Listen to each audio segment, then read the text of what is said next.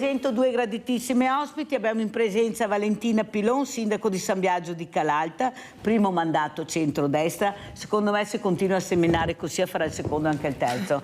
Perché no, è una che ci mette almeno la faccia, ci prova almeno per vedere di cambiare le cose. E saluto anche da Padova la professoressa Sara Santilli, docente di psicologia all'Università di Padova. Grazie anche a lei, professoressa, di essere qui con Mirella. Allora parto proprio da lei, professoressa. Ma quanto brave sono queste donne? Ma quanto brave sono queste sindache? Perché lo dobbiamo veramente dire. Ieri o l'altro ieri ho avuto una tanologa, non sapevo neanche cos'era, poi ho capito quanto importante è conoscere e capire le cose, che insegna ai bambini cioè a parlare della morte, della vita e della morte fin da bambino, perciò un'esperienza importantissima. E poi ho capito che forse qualcuno non ci vuole, professoressa, perché siamo troppo brave. Cioè, nonostante malattie, nonostante disagi, anche psicologici, ci rimbocchiamo sempre le maniche. Ecco, continuiamo a rimboccarci le maniche per migliorare la comunità. Questa è la verità, nel bene, nel male. Cosa ne pensa, professoressa Santilli? Poi sentiremo anche la sindaca Pilon. Beh, sì, concordo perfettamente. Se vogliamo, anche alcuni studi proprio di ricerca mettono in evidenza come ad esempio in generale le donne siano più attente ad esempio alle tematiche della sostenibilità sociale, dell'ambiente, che cercano in qualche modo anche di portare avanti un'economia che è diversa da quella incentrata solo sul patriarcato dell'uomo giusto al posto giusto, ma sono anche più propense a una condivisione, cooperazione, collaborazione. Quindi partendo dal suo input è assolutamente così, anche la ricerca lo dimostra che su alcune tematiche le donne sono più sensibili e propense. Quindi mi verrebbe da dire che se il futuro delle nazioni, dei continenti, dei paesi è quello in linea con la sostenibilità di cui tutti i giorni ci riempiamo la bocca, dalle ricerche emerge che la sostenibilità è donna, per cui assolutamente siamo in qualche modo il motore del cambiamento. Potremmo esserlo soprattutto se venissimo considerate anche ai livelli gestionali dirigenziali, come un esempio è quello della sindaca che è in studio con voi. Sindaca, a lei la parola, come commenta allora sia quello che ho detto io che quello che ha detto la professoressa Santilli? Beh, innanzitutto ringrazio la professoressa e sicuramente per il ruolo che ricopre e i complimenti sono assolutamente ricambiati. Io penso che le donne abbiano quella sensibilità in più che permette di essere più vicini anche ai problemi di ogni giorno, da quelli sociali a quelli che riguardano veramente le piccole cose di cui i cittadini hanno estrema necessità. E poi penso che ci sia anche quella voglia di riscatto, quella determinazione, quel coraggio che fa sì che davvero quando ci prendiamo un impegno lo portiamo a termine con tanta determinazione. Quindi penso che sia davvero un modo di affrontare le varie problematiche per poi trovare le soluzioni assolutamente meticoloso, puntuale, attento e anche forse molto razionale e riflessivo, perché credo che sia una dote che ci contraddistingue. Forse l'impulsività non ci appartiene poi così tanto e questo è secondo me un plus che ci permette di creare sempre dei percorsi ponderati e anche che abbiano dei fili logici molto semplici da capire, perché credo che soprattutto quando si fa amministrazione la parte politica sia assolutamente importante, perché è quella che dà la vision di un'amministrazione, però alla base di ogni scelta ci deve essere uno studio ed un'analisi di quello che è il contesto e di quelle che sono le condizioni, perché noi ovviamente spendiamo sempre quelli che sono i soldi dei nostri cittadini e quindi forti di questa responsabilità dobbiamo essere assolutamente coscienti che la scelta che stiamo prendendo in quel momento è la migliore per il momento in cui la stiamo prendendo. Quindi secondo me ci sono davvero alcune qualità che sono intrinseche nel genere femminile che ci permettono un po' alla volta di riuscire in questa scalata, perché rispetto a un po' di anni fa qualcosa nel tempo ce lo siamo guadagnati a livello di posti, di autorità e di autorevolezza. Allora, quello che però non mi torna, e l'ho invitata per questo, professoressa Santilli, perché anche l'altro giorno un uomo di 60 anni ha dato fuoco alla moglie e purtroppo è morta. Ma non solo lui. anche recentemente, cioè non sono solo i 20enni, i 22enni, cominciano anche ad avere dei numeri le persone di una certa età. Ma soprattutto quello che mi sconvolge è che nonostante tutti questi sportelli, telefoni, case per accogliere queste donne, questa donna andava dalla figlia, sto parlando dell'ultima donna, quando veramente la situazione degenerava in casa, stava via 10 giorni e poi ritornava a casa con lui.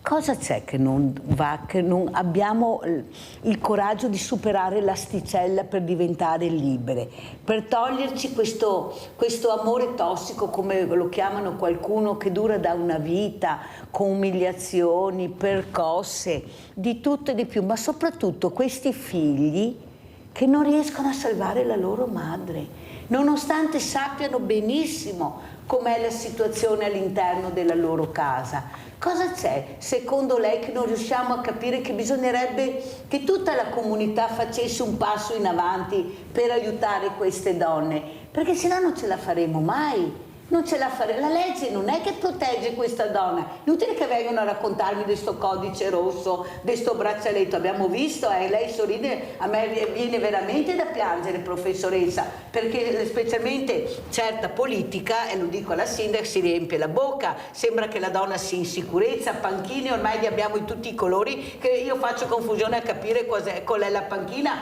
soprattutto, professoressa, perché non c'è il dopo panchina. Cosa me ne faccio anche se vedo la panchina? E dopo cos'è? Che dal sabato e la domenica non ho i servizi sociali, non ho punti di riferimento perché quasi tutti aprono il lunedì. Prego, professoressa.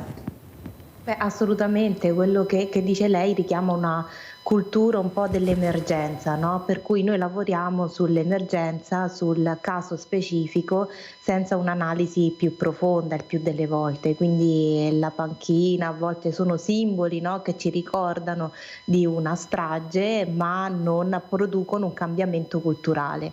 Quello di cui abbiamo bisogno è un cambiamento culturale da parte delle donne e anche da parte degli uomini, di tutta la comunità, perché tutti dentro comunque abbiamo vissuto per anni in questa società che comunque si contraddistingue da tratti patriarcali e anche da se vogliamo elementi politici, economici che spingono verso alcuni tratti della produttività, competizione, che sono in linea poi con i tratti così stereotipicamente maschili. Quindi abbiamo bisogno di uscire da questa cultura a 360 gradi.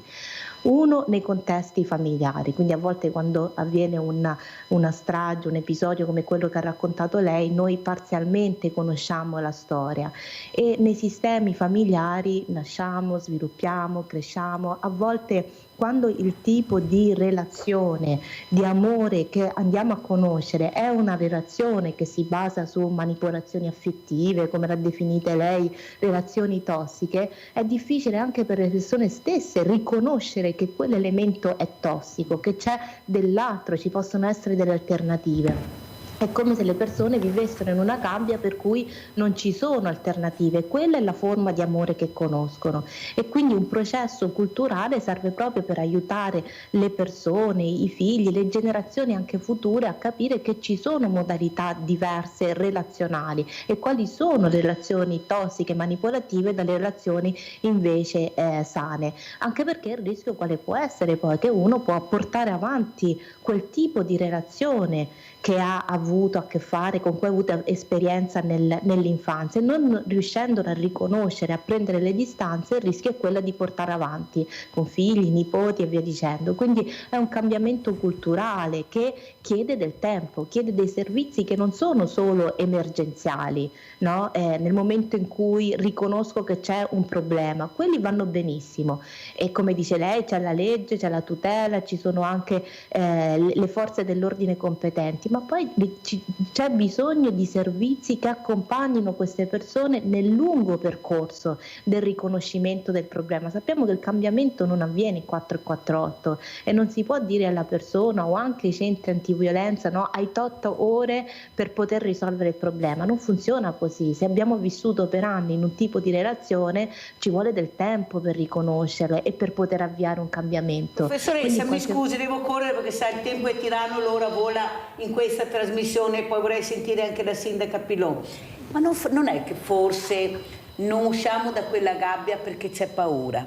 C'è la paura anche se sai che quando esci trovi la tua libertà, la paura di uscire dalla gabbia, perché? Perché siamo anche profondo nord, siamo molto chiusi, inutile che ce la giriamo, è sempre tutto chiuso qui da noi, basta vedere le case bellissime, giardini vuoti, tutto vuoto, sempre chiuso, porte, specialmente quando arriva la povertà. Io quando entro in queste case la prima cosa apro le finestre perché è tutto chiuso, la vergogna di far vedere quello che veramente accade nella tua famiglia, perciò invece di essere aiutata e supportata ti chiudi e il male diventa sempre più tossico. Cosa ne pensa, sindaca? Io condivido i ragionamenti che sono stati fatti e anche questo senso proprio da parte delle donne di non riuscire ad uscire da questa gabbia, perché probabilmente si ha proprio paura. Si ha paura anche di confidare quelli che sono i nostri problemi, e quindi io spero sempre che le persone che ci stanno attorno abbiano anche, come dire, la possibilità e l'accortezza di capire quando ci troviamo in difficoltà, perché tante volte mi rendo conto che da soli non siamo capaci, proprio non abbiamo la forza per poter fare quel piccolo passo che poi ci serve per un cambiamento che diventa radicale. Però è anche vero che proprio per come noi siamo stati culturalmente abituati, ci troviamo quasi di fronte ad una sconfitta, quando dovremo riconoscere che nella nostra relazione c'è un qualcosa che non funziona, quando ci troviamo ad avere un compagno o un marito che non ci tratta come dovrebbe, e quindi anziché appunto manifestare questo disagio, forse cerchiamo di sotterrarlo o cerchiamo rifugio da quelle persone che sappiamo che poi non ci mettono alla gogna, nel senso che non ci mettono proprio alla mercé di tutti da un punto di vista proprio di essere giudicati. Però allora quello che ci dobbiamo chiedere è allora come dobbiamo fare affinché questo non avvenga più, affinché le donne si sentano sicure. Allora è vero che ci sono i centri antiviolenza, ma come sappiamo hanno sempre una partecipazione bassa, così anche come il numero di denunce che le nostre forze dell'ordine ricevono non sono in un numero così alto come poi sono quelli che sono i femminicidi che noi riscontriamo, o perlomeno non è diretta la correlazione. Significa che molte volte o si sentono che le forze dell'ordine sottovalutano il caso e quindi non hanno neanche più fiducia in questo processo, oppure manca proprio, come dicevo prima, il coraggio di fare questo gesto di denuncia. Però noi come società dobbiamo far sì che mettiamo in campo tutti quelli che sono gli strumenti, che non devono essere per forza solo il rapporto 1 a 1, ma magari anche dei momenti un po' più di comunità in cui ci si confida, in cui si dialoga. Molte volte anche la parrucchiera piuttosto che l'estetista che ha più facilità a captare questi momenti di difficoltà, proprio perché magari è un momento in cui non avendo nessun secondo fine ci si sente più liberi di parlare e di raccontare. Ma allora interroghiamoci ogni giorno su come la nostra società e come la nostra azione amministrativa può cercare di cambiare questo mondo, può cambiare questa sindaca, cultura. Lei fa parte anche di un centrodestra, di partiti che sono al governo. Giorgia Meloni ha detto: io sono Giorgia, sono una di voi, è una donna, è una mamma, ha avuto un compagno, avrà altri compagni, non si sa. Non le sembra che dovrebbe battere un colpo più forte a favore di queste donne? Com'è possibile, qua lo chiedo alla professoressa, che ancora nel 2024 sia la donna a uscire di casa con i propri figli? Pensate che trauma, io lo dico tutte le mattine, professoressa, invece di portare via lui, cioè questa donna che deve rivedere tutto, questi bambini, i traumi, ma vi rendete conto? Devono lasciare la loro casa, andare in queste comunità, per carità, per quanto belle e importanti. Ma io ho avuto un ragazzino che scappava dalla comunità e lo trovavamo, professoressa, seduto sulle scale di casa e diceva: io voglio entrare nella mia casa, io non voglio rimanere là, questa è la mia casa. Ma questi bambini, questi ragazzini non vengono ascoltati i servizi sociali, la relazione dei servizi sociali, cioè tutto sbagliato, professoressa, lo dico anche alla sindaca, qua dobbiamo rivedere un po' tutto, cioè questi bambini che forse sono quelli che sanno veramente la verità, quello che succede all'interno della loro casa, se tu riesci ad aprirli, loro sono fiumi in piena, ti raccontano, eppure, professoressa, e lo dico anche alla sindaca, questo ancora non viene fatto, questa donna che deve abbandonare tutto in fretta e furia e andare in una comunità perché è protetta, ma portiamo l'uomo in protezione e togliamolo da quella casa e lasciamo la mamma con questi figli a crescerli con il proprio lavoro, con i propri compagni, i bambini con la propria scuola, sentirsi anche più liberi. Cosa dice, professoressa? Dico che quello che lei sta sottolineando è importantissimo, devono essere, in qualche modo si dovrebbero aiutare i servizi a entrare dentro i contesti, dentro le famiglie e non il contrario. Noi siamo ancora in una diciamo struttura sociale in cui a volte sono le persone che hanno difficoltà che devono riuscire a riconoscere la propria difficoltà, bussare alla porta del servizio. Io spesso come psicologa lo dico, chi viene a bussare alla mia porta ha già una fiducia in un cambiamento, perché le persone più problematiche sono fuori dalla mia porta, quelle che non riescono nemmeno a venire da me e a bussarla, ed è qui la gravità della situazione. Queste donne non arrivano a bussare le porte dei servizi, allora dobbiamo rompere in qualche modo il sistema di tipo assistenziale in cui è l'utente che arriva al servizio e fare in modo che i servizi arrivino dentro queste situazioni anche in modo preventivo, in connessione con la scuola, con altri servizi e qui le amministrazioni comunali. Il problema qual è? Che da un po' anche noi ci interroghiamo all'università, che forse anche la sindaca lo può sottolineare, che a volte c'è poca partecipazione nel territorio, a volte le persone non sanno nemmeno che c'è un territorio che metta a disposizione qualcosa, quindi c'è una rottura tra il sistema politico, il territorio e le persone che partecipano al territorio. Dobbiamo in qualche modo lavorare affinché ritorni ad essere fiducia in una buona politica, nella politica che tiene alle persone, e fare in modo che le persone conoscano cosa c'è nel territorio e in quali porte possono eventualmente bussare o quali persone rivolgersi in modo informale, come diceva la sindaca, per essere supportati. Molto chiaro, io spero veramente che riusciamo tutti a fare squadra e portare avanti, perché vedere questi bambini a un banco solidale, un emporio solidale, professoressa, e quando vedo arrivare questi bambini, questi ragazzini con le loro mamme, e quando li guardo vedo già che c'è un problema, sono di una tristezza unica, non alzano mai gli occhi da terra. Quando gli dico hai piacere di avere qualcosa, dai, andiamo a prendere una camicetta, un giocare, non voglio niente, non parlano neppure. E allora io mi domando, ma se sono io che riesco a vedere queste cose, possibile che non ci sia nessun altro che vede che questa bambina, questa mamma ha bisogno di aiuto? E allora, come dice lei, professoressa, la sindaca, parlo con la mamma e dico, ma siete seguiti dai servizi sociali? C'è qualcuno, questa bambina è seguita? La porti a fare ginnastica, qualche sport? Si è seguita? Quante volte è seguita? E là cade il pero, e là proprio cade il pero.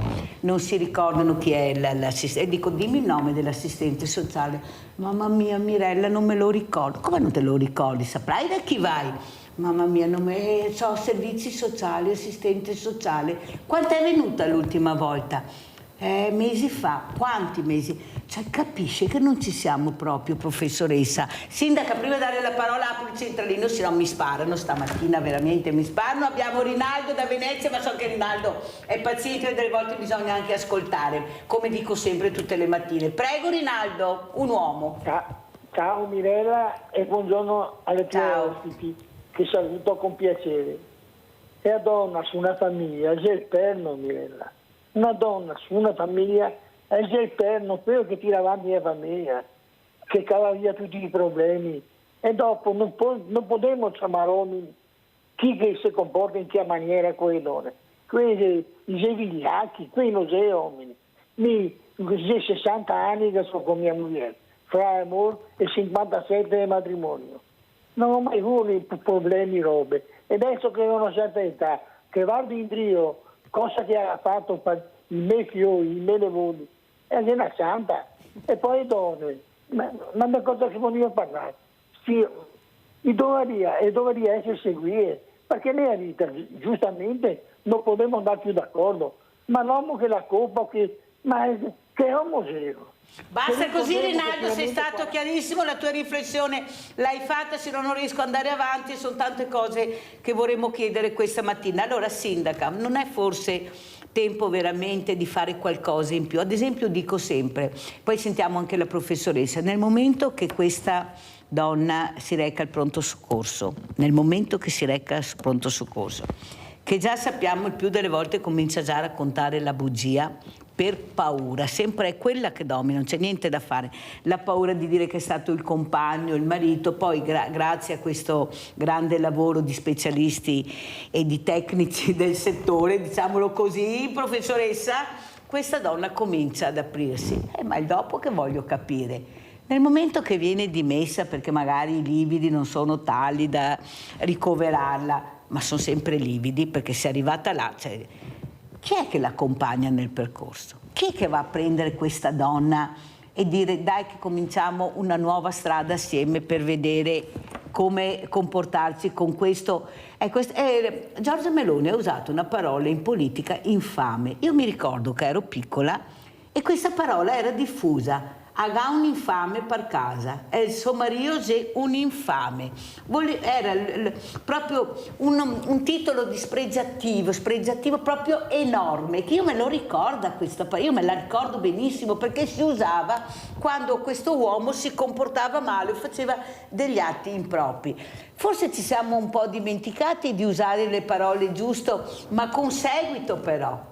Cioè se sei un infame, se hai commesso questo, adesso tu devi fare la rieducazione, ma nella maniera giusta perché abbiamo gli addetti ai lavori. Cosa dice, sindaca? No, io concordo anche con quanto si diceva prima, che il percorso sì lo devono fare le donne, ma lo devono fare anche gli uomini e soprattutto io penso agli uomini, perché se si è arrivati a tal punto, e come sottolineava anche lei Mirella, la parola infame penso che sia assolutamente opportuna in queste circostanze, è perché c'è qualcosa che non ha funzionato nel proprio comportamento ed ecco che la rieducazione serve proprio a queste figure qui.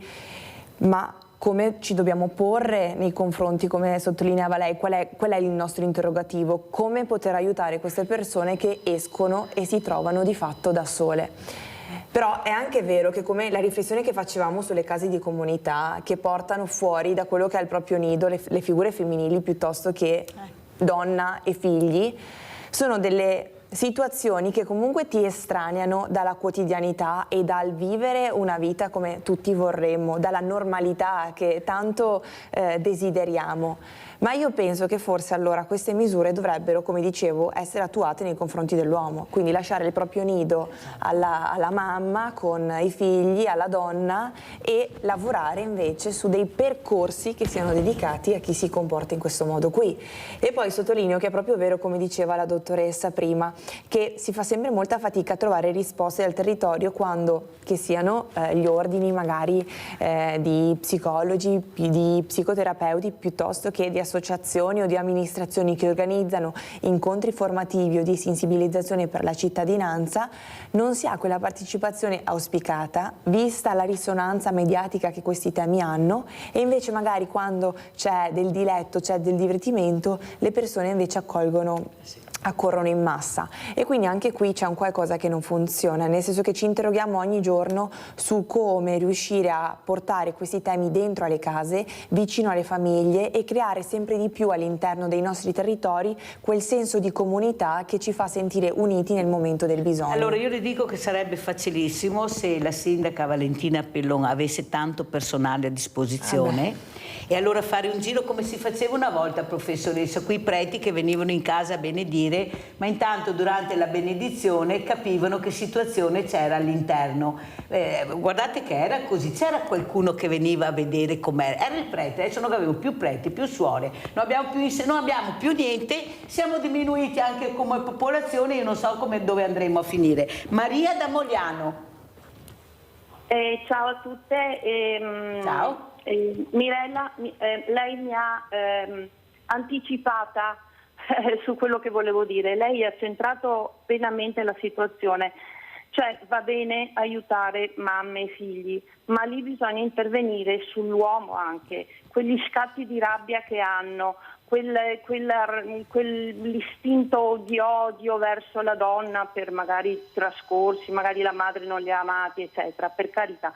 Però le forze dell'ordine e i medici non intervengono su loro, sui pericolosi.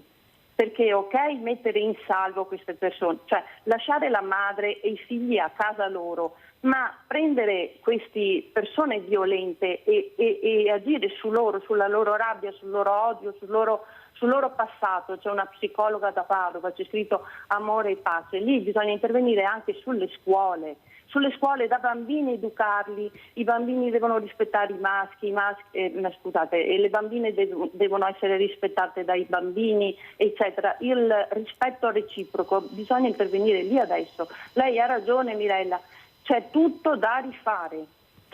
Io per esperienza ho dovuto rivolgermi 2 volte ai centri antiviolenza donne, quindi so di cosa parlo. Basta sentire la tua voce, avevo già capita. Su queste persone, curare loro, perché è loro il disagio, ha capito? Grazie E Maria, poi molto educare chiara, i bambini. ti chiamerò perché voglio sentirti, mi ha intrigato con questa telefonata, ho capito subito che c'era qualcosa nella tua voce, nel tuo racconto, che faceva capire che tu hai vissuto un qualcosa che è veramente di brutto, diciamolo così, però hai avuto il coraggio di ecco qua la donna guerriera, sentito professoressa, che riesce in maniera anche pacata a esprimere proprio il suo dolore nel vedere che non c'è questa voglia di andare avanti da parte di nessuno. Ci fermiamo. Forse qualcosina sì, forse adesso qualche giudice obbliga a questo uomo a fare questi percorsi rieducativi, ma vorrei proprio capire. Prego professoressa. Allora io mi aggancio alle 2 chiamate. Uno, come diceva Rinaldo, no, non possiamo fare di tutta un'erba un fascio, ci sono anche uomini amorevoli nei confronti delle donne, e che il tipo di relazione aggressiva, di rabbia a cui faceva riferimento Maria è un tipo di relazione malsana. Per fortuna, no, ci sono anche esempi positivi, come diceva Rinaldo. Altro elemento è i centri per gli uomini. Esistono, ci sono già, c'è bisogno di investimenti economici, perché capite bene che, come si diceva prima, un percorso per riconoscere la rabbia, l'aggressività non può durare un incontro di 2 ore, necessita di tempo, di cambiamenti, quindi c'è bisogno anche di una cultura, di una politica che investa soldi per questo tipo di centri. Il centro antiviolenza femminile li abbiamo, no? La struttura di centri per gli uomini che li aiutino a capire i meccanismi della rabbia, dell'aggressività ci sono, e dovremmo investire maggiormente su questi. Mi verrebbe da dire meno panchine e più, no, attività di cambiamento reali che producano cambiamenti nel comportamento. Altro elemento è, mi riaggancio a Maria, che è effettivamente l'elemento cruciale che avrei inserito anch'io, la prevenzione. Dobbiamo partire sin da subito con i giovani, nuove modalità relazionali. Quando si diceva a volte le forze dell'ordine, i giudici non intervengono nella maniera che le donne ritengono adeguate, sono uomini che parlano tra uomini, cioè il andare a denunciare un'aggressività che magari è una violenza psicologica, non è una violenza fisica, e spesso, alcune volte questa non viene compresa dalle persone che abbiamo di fronte, quindi ci vuole una cultura, un investimento in primis di chi si occupa di questi elementi, e quindi anche chi ha un semplice front office di accoglienza in una polizia locale, no? Riconoscere le varie forme di violenza, che non sono solo quelle che recano lividi, a volte i lividi sono interni, non si vedono, ma fanno un gran male. Altro elemento è la cultura preventiva. Io lo ricordo, noi siamo in un periodo di guerra. La guerra aumenta la violenza, aumenta anche le violenze fisiche, aggressive nei confronti delle donne. Alcuni studi lo mettono in evidenza chiaramente. Le donne nei paesi di guerra ad oggi subiscono maggiore numero di violenze. I giovani di oggi stanno crescendo in una cultura che è ritornata della guerra. La guerra produce violenza, la guerra si collega ad una visione strettamente patriarcale del mondo. Vogliamo romperlo questo meccanismo? Quando parliamo di guerra possiamo avanzare e mettere in collegamento i vari punti? La violenza domestica non è così lontana da quello che sta succedendo dalle altre parti del mondo, perché noi produciamo cultura anche qui, e quella cultura ritornerà indietro tra qualche anno. Quando facciamo prevenzione con i ragazzi partiamo dal linguaggio non violento, dal linguaggio pacifico. Questo potrebbe aiutare anche appunto nelle relazioni poi familiari, nelle relazioni tra pari. Professoressa, è vero quello che lei dice, e lo dico anche adesso, chiedo alla sindaca Valentina Pilon, qual è anche il mio pensiero però. Ma che messaggi ricevono questi ragazzi? Quando in Parlamento si azzuffano, si picchiano. Qual è il messaggio da una delle istituzioni più alte che dovrebbe avere un'etica incredibile? Ma chi me lo fa fare a comportarmi bene? Qualcuno o qualche ragazzo può ragionare così, perché questi sono padri, sono compagni, sono mamme, perché ci sono anche loro dentro, eppure c'è un silenzio totale, nessuno muove una paglia. Poi ci arrabbiamo delle baby gang, andiamo a vedere. Adesso noi ne abbiamo avuto, professoressa, 100 su un colpo che si sono azzuffati su una cittadina che sembrava proprio l'Eden della bellezza, tranquillità, che è Castelfranco Veneto. 100. Cioè questi cominciano a alzare sempre di più l'asticella. La sindaca lo sa perché avevo cercato di fare un incontro e dirvi attenzione, perché guardate, se non li fermiamo questi non li fermeremo più.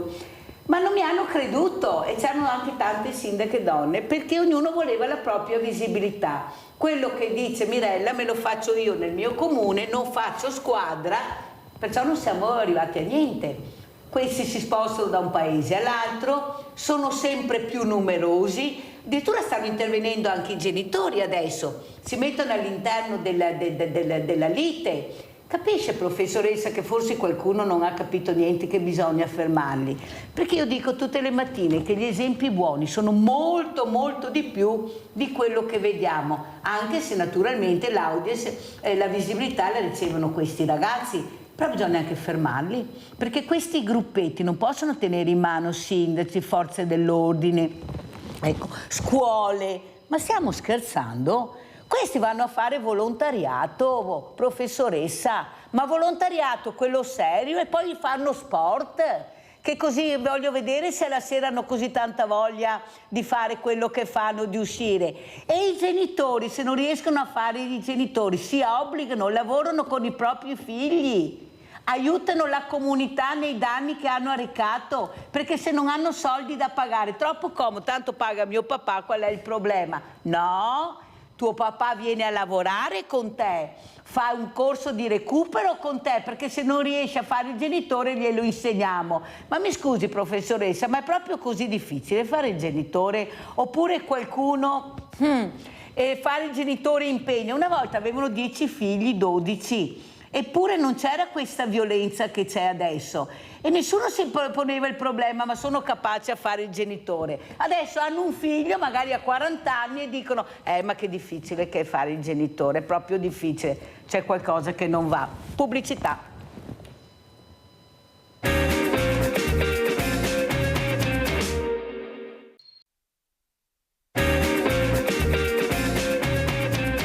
Valentina Pilon, sindaco di San Biagio di Calalta, primo mandato centrodestra. Da Padova la professoressa Sara Santilli, docente di psicologia all'Università di Padova. Allora, sindaco, cosa dice? Queste parole anche della professoressa, forse tutti quanti dobbiamo rivedere un po' le cose, cercare, anche se ancora le leggi non ci proteggono, cercare tutti quanti di fare assieme qualcosa. E cosa vuol dire questo? Vuol dire unirci, vuol dire unire le forze, capire dove si può parare, quanto si può parare, con chi dobbiamo interloquire. Cosa dice, sindaca?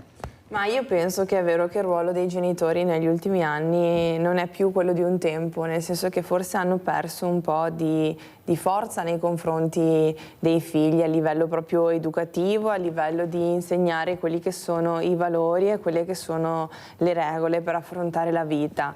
Però allo stesso tempo io penso che i ragazzi, proprio adesso, visto che è ricominciata anche la scuola, non dovrebbero neanche avere tempo di andare fuori, accordarsi e appunto creare questi gruppi che poi definiamo baby gang, quasi come se definirli baby gang oggi fosse un premio, perché è una prova di forza, ma dovrebbero dovrebbero essere impegnati al pomeriggio nel studiare e nel frequentare uno sport, perché lo sport io penso che abbia un valore educativo importante, anche perché oltre a stare assieme agli amici, oltre a provare emozioni, permette anche di sfogare l'aggressività, perché qualunque sport decidiamo di praticare, c'è il momento in cui uno veramente può produrre tutte quelle emozioni talvolta anche negative che poi magari con un gol segnato, con un canestro fatto, si riescono a superare con il sentimento di quella che è la gratificazione o quella che è la vittoria da condividere. Per cui mi chiedo, manca veramente il controllo del tempo dei nostri figli? E quando dico nostri figli mi sento veramente di usare questo aggettivo perché ricomprende un po' tutti i ragazzi anche della comunità di San Biagio o comunque di tutto il territorio, perché se noi non abbiamo un controllo su di loro, loro si sentono assolutamente liberi di fare quello che meglio credono. Io penso che ci sia un tempo per ogni cosa, la libertà ce l'abbiamo tutti ed è uno dei diritti in cui credo di più, però bisogna anche saperla in un certo senso apprezzare e valorizzare, perché è un diritto che insomma chi è venuto prima di noi ha sacrificato la propria vita per riuscire ad avercelo, però oggi non dobbiamo disprezzarla in questo modo, anzi deve essere un valore ancora più forte. E quindi quando vediamo che succedono queste cose chiediamo veramente se gli educatori, e mi metto dentro anche io, dentro questo, stanno facendo tutto quello che possono fare. E allora si lavora sì con le scuole, si lavora con i professori, ma è sempre più difficile riuscire ad interloquire con le famiglie. Adesso non ne voglio fare una colpa, però io penso che ogni famiglia abbia il dovere di avere un controllo sui propri figli, proprio perché la società in cui viviamo oggi è una società che ci sta dando tutto.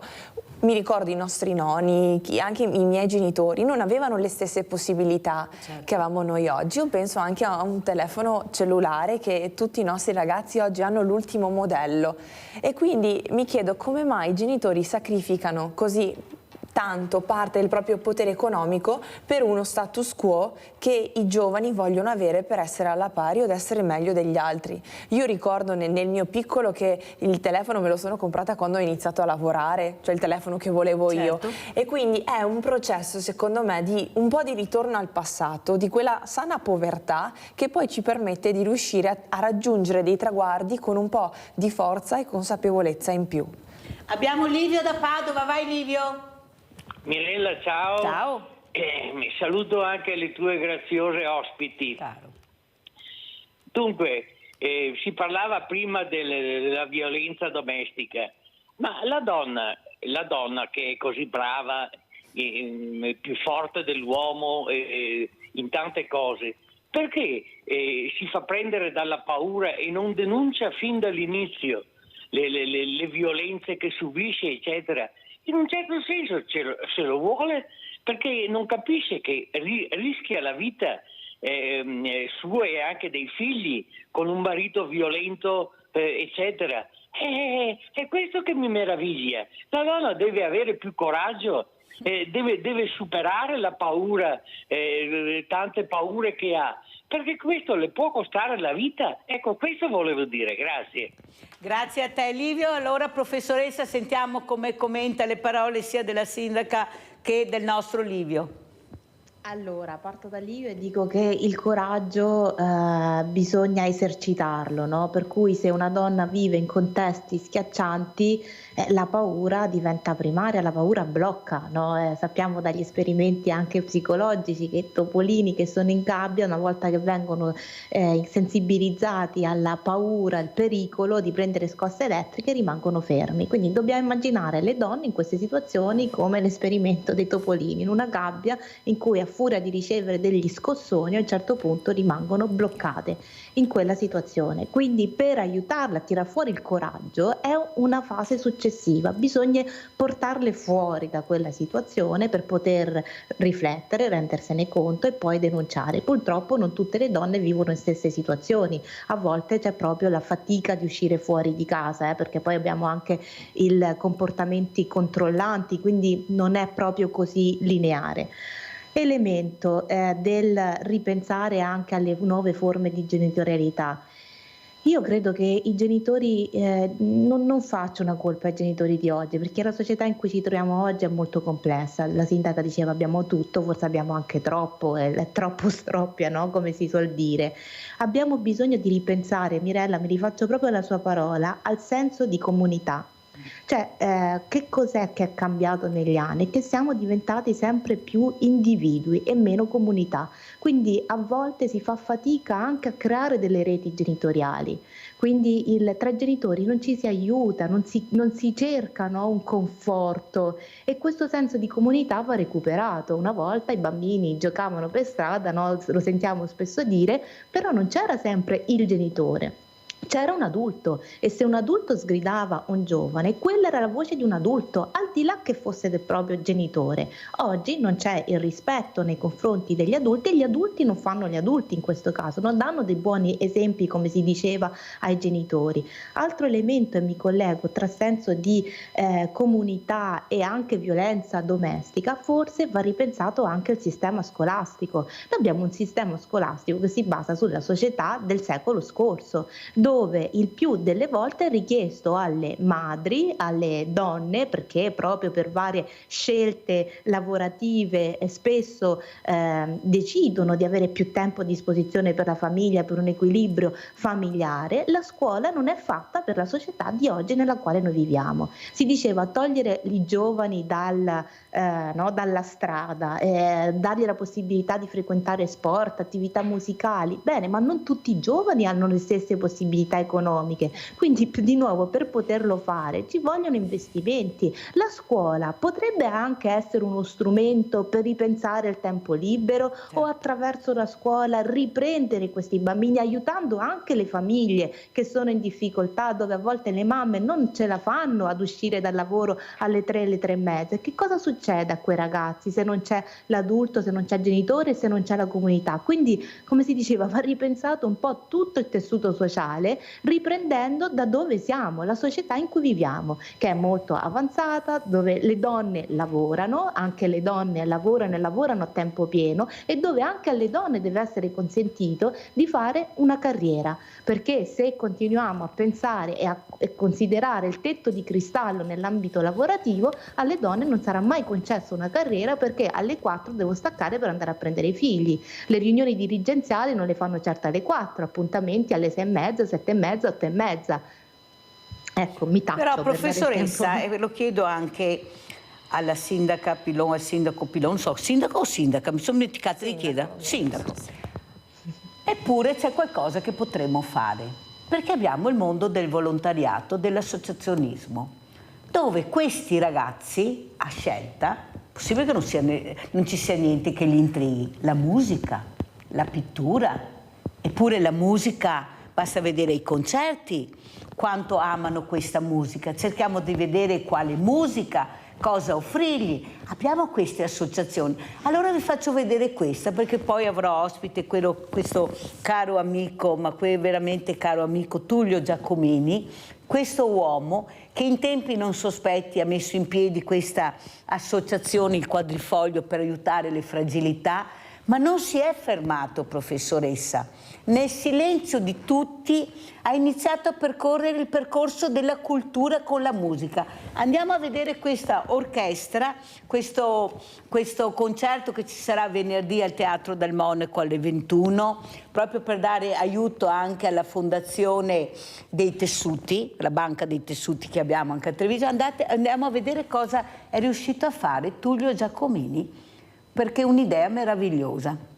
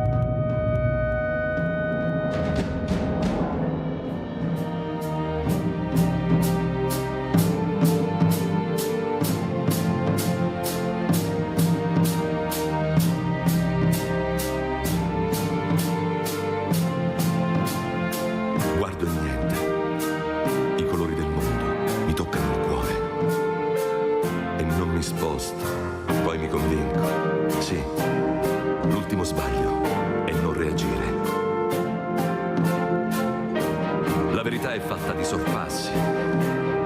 Il limite esiste come io esisto. Voglio provarci, anche se brucerò le ali. La tempesta ormai è finita. Io l'ho visto. Io ce la farò. Io ce la farò. Io ce la farò!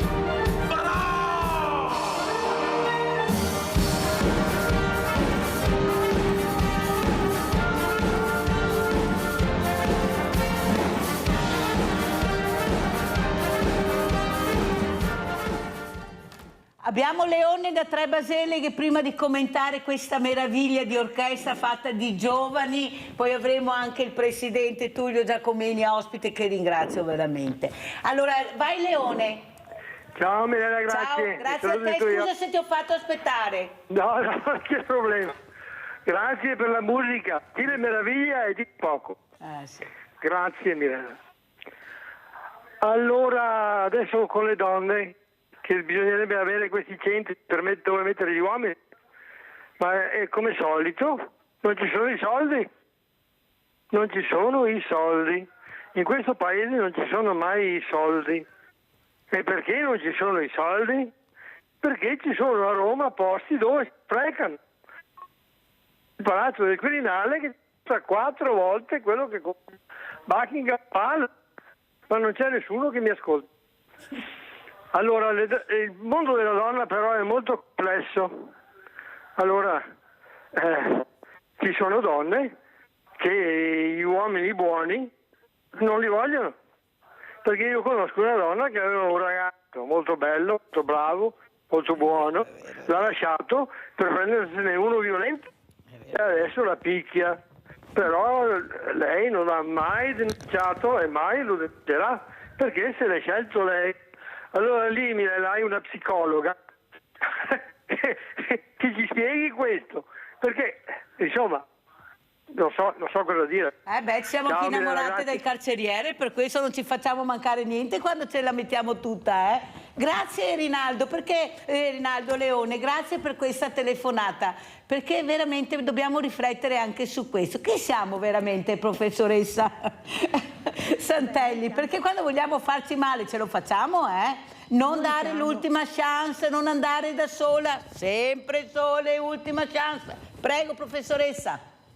Noi non siamo solo noi stesse, ma siamo anche il prodotto delle relazioni con cui abbiamo interagito. Proprio anche all'inizio dicevo, no? Non bisogna vedere solo la persona in sé, ma il sistema di relazioni che si porta dietro, come ha interagito con i genitori durante l'infanzia. Pensiamo ad esempio a una bambina che subisce violenze, aggressività nel contesto familiare.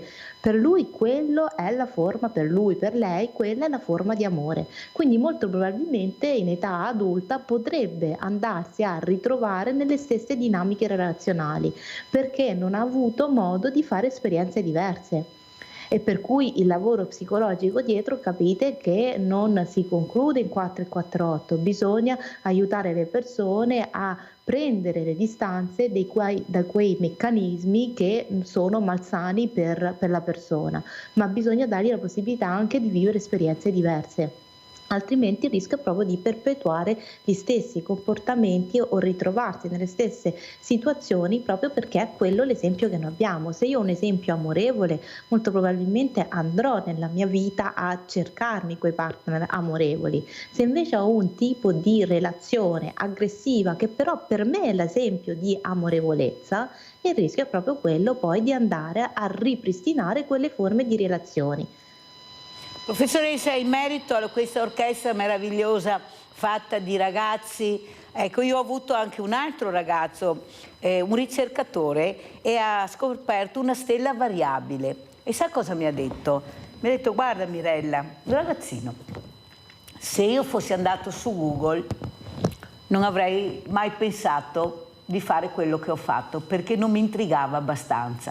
Mi sono recato all'osservatorio con la scuola, l'osservatorio astronomico, e là sono stato veramente intrigato. Capisce che forse, professoressa, lo dico anche al sindaco, forse dobbiamo anche farli uscire di più dalla scuola, superare questa burocrazia, questi costi, assicurazioni, dobbiamo forse portarli fuori, perché io dico sempre, professoressa, non è che sulla scuola si può fare tutto, per carità, anche perché loro hanno bisogno di staccare la spina. Cioè, inutile che facciano gli orti sulle scuole, ma cosa c'entrano gli orti nella scuola? Ma non abbiamo gli orti sociali. Ma perché questi qua vogliono fare questi dirigenti, gli orti nelle scuole? Ma se ci sono questi orti meravigliosi che abbiamo, ne abbiamo uno al Parco dello Storga, sono più di 150 orti, professoressa, dove possono interloquire con i diversamente agili, con i diversamente giovani, come li chiamo io, scambiare anche esperienze. Niente da fare, non esiste.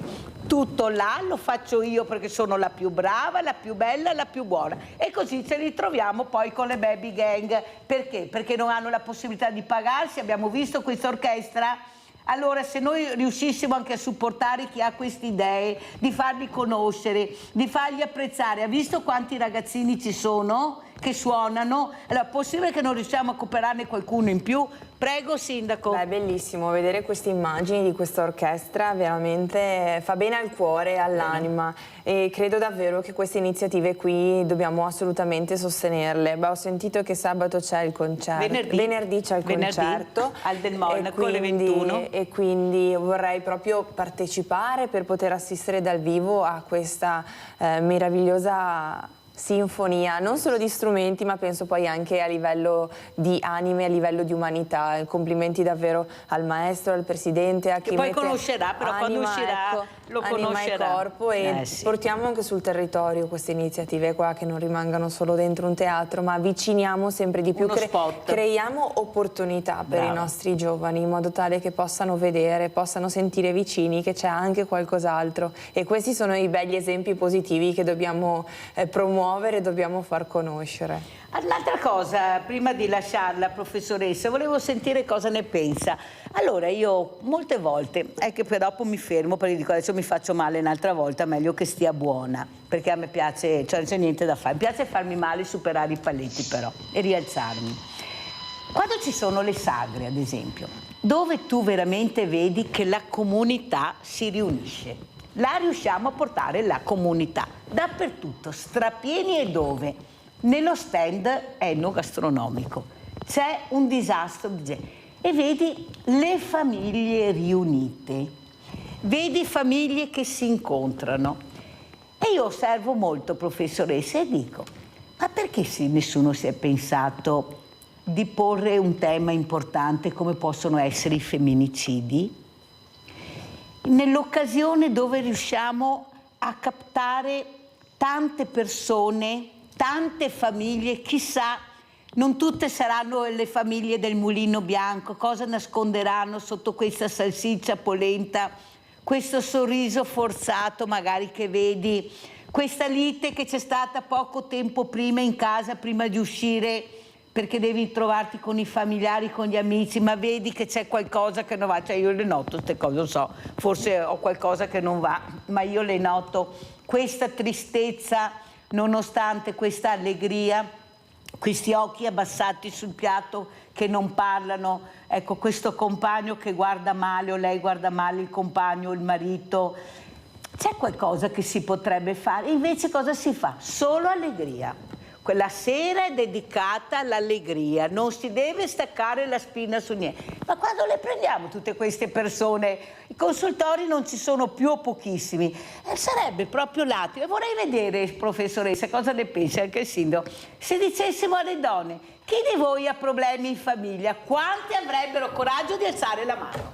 Io vorrei vedere quanti hanno coraggio di alzare la mano. Professoressa, cosa dice?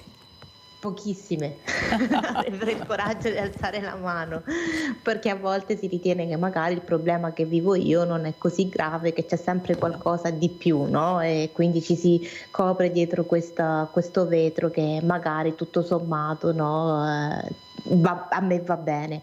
C'è ad esempio qualche sagra che ha proposto anche ad inserire qualcosa dentro, visto che sono arrivati dei manifesti relativi ad esempio anche al ruolo dell'intelligenza artificiale, cyberbullismo, ma la partecipazione era ridotta e qui forse di nuovo è il problema di partecipazione. Credo che l'esempio dell'orchestra, che è il video che avete presentato, è un esempio di comunità, nessuno è protagonista, no? Siamo insieme, ognuno con uno strumento diverso, ognuno con le proprie particolarità, peculiarità, diretti, no? In qualche modo da un adulto che ci dà solo le direzioni, ma in realtà l'armonia la creiamo noi, e noi in questo momento storico credo che abbiamo bisogno proprio di questo, di una comunità, qualcuno, la politica, il sistema educativo, che dia delle direttive che siano armoniche tra di loro e che la bellezza, la voce, l'armonia esca proprio fuori dalle persone, quindi recuperare il bello, la positività che sicuramente c'è nelle persone e che poi può supportare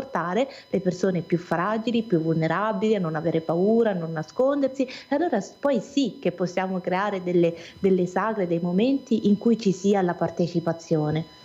Molto chiare, la ringrazio professoressa Sara Santilli, docente di psicologia all'Università di Padova, di essere stata con noi. Come avete visto è volata questa ora con queste ospiti. Grazie professoressa. Sentiamo come ci saluta il sindaco Valentina Pilon. Beh, devo dire che è stata una mattinata molto interessante su cui abbiamo approfondito e analizzato diverse tematiche della vita quotidiana.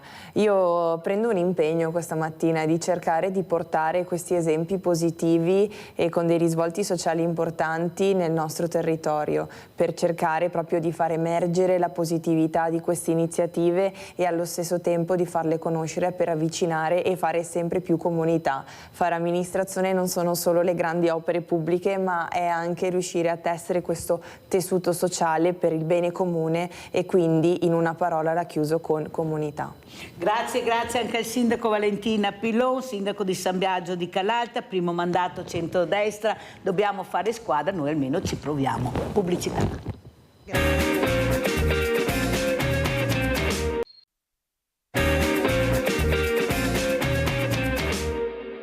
Noi abbiamo fornito uno strumento di analisi della situazione attuale in Veneto, vista sotto diversi punti di vista.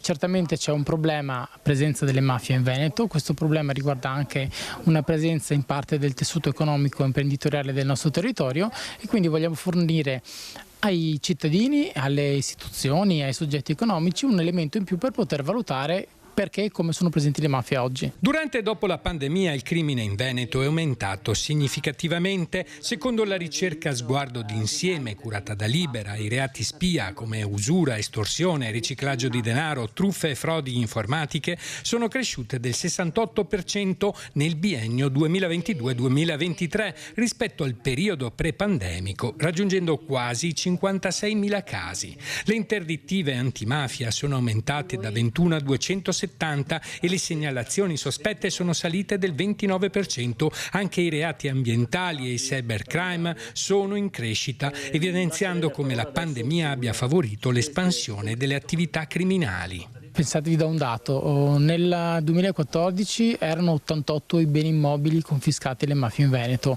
oggi sono più di 640 beni immobili confiscati in via definitiva alle mafie in Veneto. Questo per farvi vedere in 10 anni come è decuplicato il tema. L'Unione delle Camere di Commercio del Veneto ha intensificato i suoi sforzi per contrastare l'espansione della criminalità nella nostra regione, promuovendo iniziative di sensibilizzazione e prevenzione, supportando le imprese colpite da fenomeni criminali e lavorando per rafforzare la rete di legalità sul territorio. L'attenzione che devono essere anche le Camere attente, approfittando anche dei grandi dati che hanno a disposizione le loro banche con le varie possibilità di incidere, per dar materiale a chi poi deve sempre tenere sott'occhio un territorio, un modo di vivere, un sistema che comunque non è facile da tenere in regola, e noi portiamo avanti solo un discorso: le imprese che rappresentiamo devono rimanere dentro le regole, fuori purtroppo corrono il rischio di andare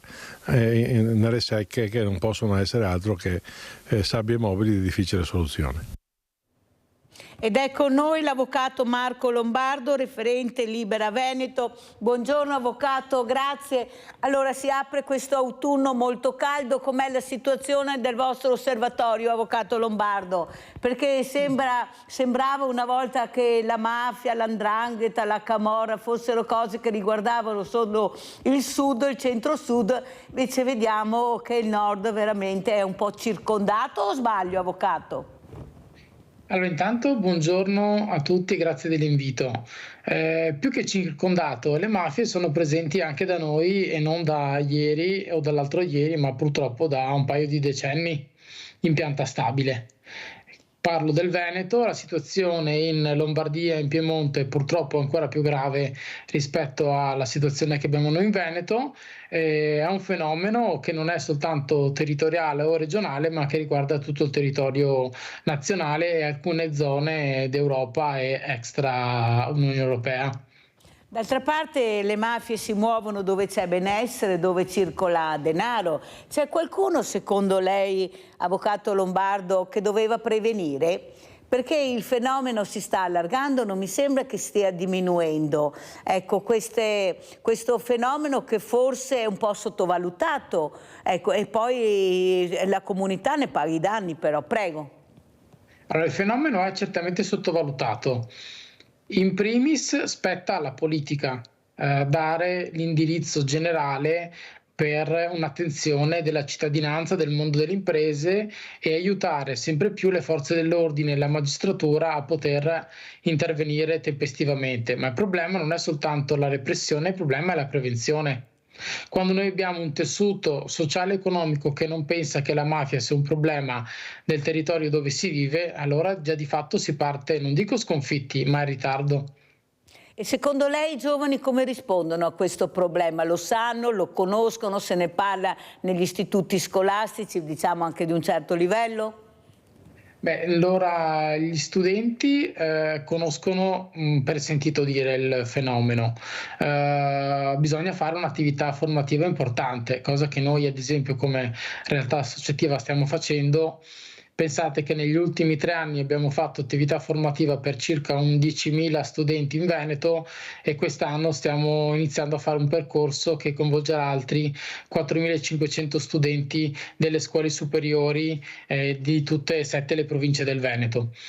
Però di fatto non è un'attività seppur diffusa sufficiente, perché studiare le mafie e conoscere il fenomeno mafioso dovrebbe essere uno dei temi che già le scuole di per sé presentano come contenuto formativo. Cosa dicono questi ragazzi che avete incontrato, avvocato Lombardo? Sono intrigati, sono curiosi di sapere cosa pensano della giustizia? Prego. Allora, troviamo un po' di tutte le tipologie di risposte e di capacità dei ragazzi di affrontare il problema. Molti sono preoccupati nel momento in cui affrontano il tema, tanti purtroppo però ritengono un problema ineliminabile e lo parificano a moltissimi altri problemi che ci sono a livello di società odierna. Cioè per loro il problema mafia può essere rischioso e importante come problema legato all'inquinamento ambientale. Ma secondo lei cosa bisognerà, per fare prevenzione, cosa bisognerà fare? Perché non è facile fare in prevenzione, per fare prevenzione devi anche investire nel territorio, prego. Allora, bisogna investire in cultura e conoscenza in primis, perché la presenza del fenomeno mafie porta un impoverimento del tessuto economico del territorio e quindi le imprese devono sapere che nel momento in cui decidono di stringere rapporti con criminalità organizzata, di fatto impoveriscono se stesse e chi vive nel territorio. Le stesse famiglie e cittadini sono impoveriti dalla presenza delle associazioni criminali di stampo mafioso, le quali in Veneto operano in primis in ambito economico. Quindi se noi vediamo imprese che chiudono, lavoratori che non vengono pagati, evasione fiscale, questo è anche uno spettro di presenza di criminalità organizzata. Sono tutte situazioni che preesistono alla presenza delle mafie, ma quando le mafie arrivano e penetrano determinati settori o determinati contesti sociali e economici, questi vanno a impoverirsi. C'è una ricerca dell'Università degli Studi di Padova che ha certificato come nel momento in cui una società mafiosa viene individuata come tale e eradicata, il tessuto economico e sociale del territorio aumenta, un incremento di ricchezza del 20%. Avete capito cosa ha detto l'avvocato Lombardo? Allora adesso andiamo a Silea, visto che ho ospitato anche il comune di Silea, Don Ciotti di Libera. Andiamo a sentire cosa ha detto Don Ciotti a Silea. Sono presenti, sono vivi il problema delle mafie.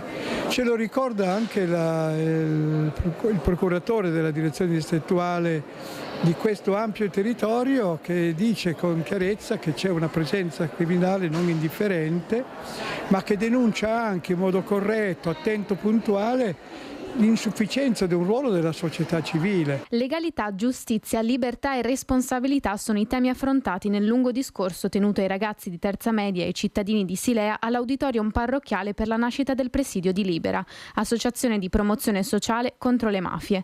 Presidio che nasce grazie alla stretta sinergia che lega il comune e l'istituto comprensivo, a pochi giorni dal sequestro di ben 58 kg di droga proprio nel comune di Silea. I fatti di cronaca che ci hanno colpito con questo rinvenimento di una base logistica della droga proprio qui a Silea ci dicono che dobbiamo lavorare fortemente, quindi questo patto di presidio che è suggellato nel migliore dei modi con la presenza di Don Luigi Ciotti, che è un testimone di vita della lotta alla criminalità, alle mafie, ci dice che è davvero importante lavorare anche con l'attenzione e la responsabilità di tutti i cittadini. Educazione alla legalità che nel comune inizia già dai primi anni delle scuole. Abbiamo costruito questo percorso con un gruppo di cittadini, era un obiettivo che l'amministrazione si era data, quella di aumentare la consapevolezza sul fenomeno mafioso. Libera, i presidi di Libera hanno questo compito territoriale, per cui il fatto di aver raggiunto l'obiettivo, che in realtà non è una tappa di arrivo ma un punto di partenza, ci rende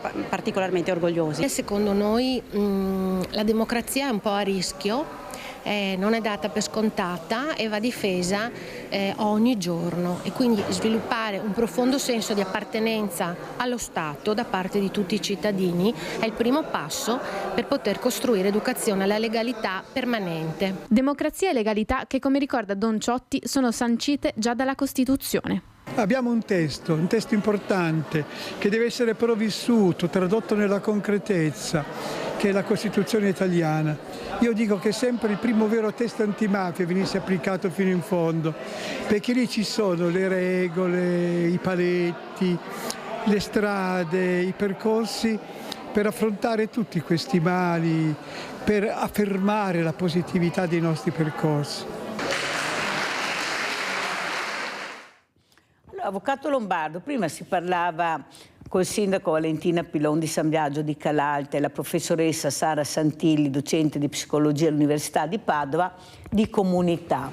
La comunità che partecipa poco, che non viene intrigata. Noi invece vediamo che quando ci sono questi convegni, queste riunioni, ad esempio di Libera, il cittadino partecipa. Perché partecipa? Perché è intrigato, vuole sapere, vuole conoscere, e quando riusciamo a intrigare il cittadino c'è. È vero o sbaglio, avvocato? No, certo, non è facile raggiungere le persone. Nel momento in cui le si raggiunge e si dà un obiettivo, un'importanza di partecipare, la partecipazione c'è. Noi dobbiamo fare però un passaggio successivo da una partecipazione passiva a una partecipazione attiva. Di fatto non è difficile poter diventare un cittadino attivo, un cittadino responsabile, un cittadino che si interessa, basta però avere la capacità di far vivere quella scintilla, quella necessità di occuparsi di un bene di tutti, e quindi le persone. Ciao Tullio, poi caro. E poi le persone... Prego, avvocato. Sì, e quindi poi le persone, se hanno una scintilla, se hanno una spinta, si dimostrano in grado di poter effettivamente essere comunità. Questo però non è scontato e non troviamo un tessuto che già di per sé è ricettivo senza dover fare questo passo in più. La ringrazio, Avvocato, anche per far capire che se vogliamo possiamo fare partecipazione, ecco, dobbiamo essere uniti, perché non sono battaglie fatte a caso, sono battaglie che riguardano tutti noi. Prima si sentiva un po' interrotto perché è arrivato questo amico carissimo della Mirella, che è il presidente dell'Orchestra Giovani Musicisti Veneti, che poi le farò sentire e vedere, Tullio Giacomini. Grazie, veramente grazie Tullio. La sindaca di San Biagio voleva salutarti, però ti dico che sono rimaste entusiaste di quel piccolo pezzetto che ho fatto vedere, anche la professoressa Sara Santilli, che è docente di psicologia all'Università di Padova, e ti hanno fatto i complimenti per quello che sei riuscito a mettere in piedi contro tutto, contro tutti, ma lui ha sempre creduto, e quando ci crede, vede che personaggio, Avvocato, che le presento, poi vedrà cosa è riuscito a mettere in piedi proprio con la caparbietà, ma soprattutto perché sapeva di raggiungere l'obiettivo. Perciò grazie Tullio. Allora, Avvocato, un'altra cosa importante che volevo chiederle è cosa si può fare per far partecipare sempre di più persone. Noi non dobbiamo avere la fortuna di avere la sensibilità delle amministrazioni, è un diritto del cittadino sapere cosa succede nel proprio territorio. Prego, Avvocato. Sì, è un diritto del cittadino. Noi cerchiamo di dare gli strumenti alle varie comunità per poter effettivamente esercitare questo proprio diritto.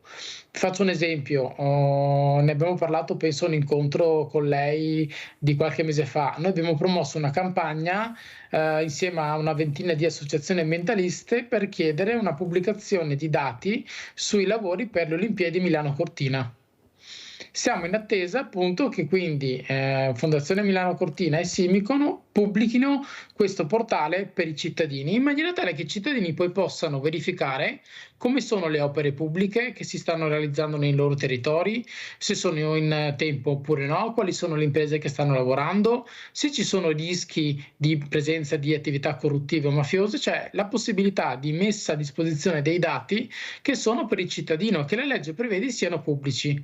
Quindi noi, una delle attività che facciamo è appunto quella di chiedere agli soggetti pubblici di mettere a disposizione i dati che devono essere messi a disposizione, e poi diamo un aiuto alle comunità per poter imparare a saper leggere i dati e a fare le domande. Nel momento in cui io cittadino sono consapevole di quello che accade nel mio territorio, sono anche in grado di potermi interfacciare con la pubblica amministrazione e pretendere che ci sia un rispetto di quei diritti che sono a tutela di tutti. Se invece come cittadino mi disinteresso oppure non ho accesso ai dati pubblici, sono meno efficace nella mia attività di monitorante cittadino della comunità. Anche perché sono dati pubblici, però dovrebbero in teoria, ma sono anche soldi pubblici che noi avremmo piacere di capire come vengono spesi, soprattutto visto che sono anche i nostri soldi italiani. Allora, detto questo, do la parola a Pietro Damiani. Ciao Pietro. Buongiorno, io è la prima volta che vedo la trasmissione perché oggi sono a letto influenzato. Per quando ho sentito il discorso dell'avvocato, io tra l'altro acquisto l'olio di Libera, per dire, e volevo dire, purtroppo qua in Italia non c'è certezza della pena. Voi avete visto anche tutte le indagini che ci sono state col Mose, con tutte queste cose, alla fine la gran parte della gente, degli indagati, imputati, vengono con cavilli, con questo e quello, lungaggini dei processi, e così vengono quasi assolti, restituiti. Uno dei pochi, che non faccio il nome perché gli hanno anche ritornato i soldi, è stato dichiarato colpevole e tutto, gli hanno dovuto ritornare i soldi che noi, se un povero Cristo ha una disavventura, magari non si dimentica di pagare il bollo dell'auto, gli arriva dopo qualche anno gli arriva la confisca del mezzo senza che nessuno dica niente, per caso si trova il mezzo confiscato. È successo a mio fratello, per dire. Se qui non andiamo che c'è la certezza della pena, e è ora di finirla che questi processi vanno avanti e finiscono in prescrizione e nessuno paga, solo il povero Cristo. Questo voglio dire. Grazie Pietro, mi fa piacere essere riuscita a intrigarti con la mia trasmissione, avere un altro telespettatore che si è fermato sul nostro canale 14, perciò grazie Pietro anche con la domanda che hai fatto. Allora, rispondiamo avvocato e poi passiamo a Tullio Giacomini. Prego avvocato. Sì, certamente il problema delle lungaggini processuali è evidente. E alcune delle riforme che sono state fatte negli ultimi mesi purtroppo non aiutano in questo senso. Però noi ci poniamo anche in un altro punto di vista. La presenza di un'associazione cittadini attivi può fungere da impedimento per la realizzazione di pratiche corruttive. Vi faccio un esempio concreto. In uno degli ultimi processi per corruzione è emerso come gli indagati, parlando tra di loro, dicevano: facciamo attenzione a fare questo tipo di cose perché in questo territorio c'è Libera e rischiamo di farci scoprire mentre facciamo le cose. Adesso questo è un dato storico di una discussione tra due indagati in un processo per corruzione, però questo vale in generale, cioè nel momento in cui noi sappiamo che in un territorio c'è qualcuno che come cittadino, come comunità è attento a quello che succede, abbiamo un ulteriore limite alla realizzazione di pratiche corruttive, perché non c'è un'indifferenza, ma al contrario c'è qualcuno che va a chiedersi: ma perché viene fatta una determinata cosa? Perché viene assegnata un'opera pubblica a una tal ditta? Questa opera è necessaria oppure aiuta qualcuno senza realmente dare un vantaggio alla comunità? Molto chiaro, grazie avvocato, veramente avvocato Lombardo, per aver spiegato com'è la situazione anche nel nostro territorio. Abbiamo Antonio da Padova, vai Antonio. Buongiorno Mirella e buongiorno anche all'ospite. Bene, come vengono usati i nostri soldi? Sono stati spesi 120-100 milioni per fare la pista Bob a Cortina. Questa pista che è costata migliaia e migliaia di larici secolari. Questi larici all'anno assorbivano 334 milioni di anidride carbonica. Praticamente io potevo potevo farmi anche un po' di carne ai ferri o gli larici che mangiano l'anidride carbonica. Questi larici sono stati distrutti per fare che cosa? Per accontentare 30-40 persone che hanno da fare questo Bob. Diciamoci la verità, e il danno è enorme, e anche perché il clima sta crescendo e non è certo il clima si abbassa mettendo sui pannelli solari, perché io so che sotto una pianta tu hai 24, 25, 26 gradi, sotto il sole tu hai 40 gradi. Le piante, diciamo, Gesù Cristo quando fece la terra fece il sole e la natura. Ma Gesù Cristo non gli è neanche venuto in mente di fare i pannelli solari e i fotovoltaici. Ma mi spiego, ma stiamo andando nella via giusta? E poi dopo ci lamentiamo se i nostri giovani fanno quello che... Cioè, praticamente qui una pera uno se la fa tranquillamente. Per l'andamento che c'è nel mondo, in Italia specialmente, io qualche pera me la farei volentieri per divagarmi un po' da questo essere di vivere che ci impongono. Meglio no, fate un bel bicchiere di acqua fresca che la trovi in qualche posto, anche pulita e buona. Grazie al nostro Antonio, abbiamo sentito la sua riflessione, adesso passiamo, poi risponderà naturalmente l'avvocato Lombardo, a Tullio Giacomini, presidente di questa orchestra Giovani Musicisti Veneti e non solo, ma soprattutto vediamo anche la locandina, cosa succederà venerdì al Teatro del Monaco, cosa è riuscito a mettere in piedi questo uomo, ce l'hai, guarda, e la mandi più avanti. Allora Tullio, cosa succederà venerdì?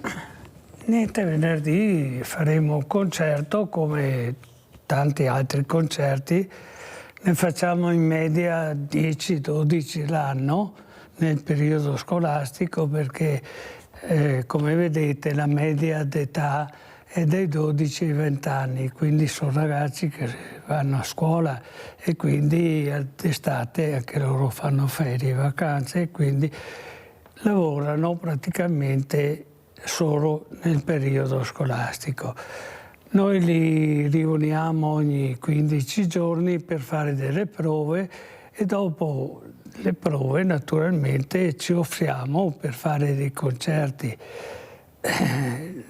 Fino a poco tempo fa, a 2 anni fa, 3 anni fa, la cosa era anche abbastanza facile, c'era più sensibilità, c'era un attimo di più cultura, dico, perché la musica è cultura e quando la fai la gente che l'ascolta ascolta cultura, qualcosa che eleva l'animo.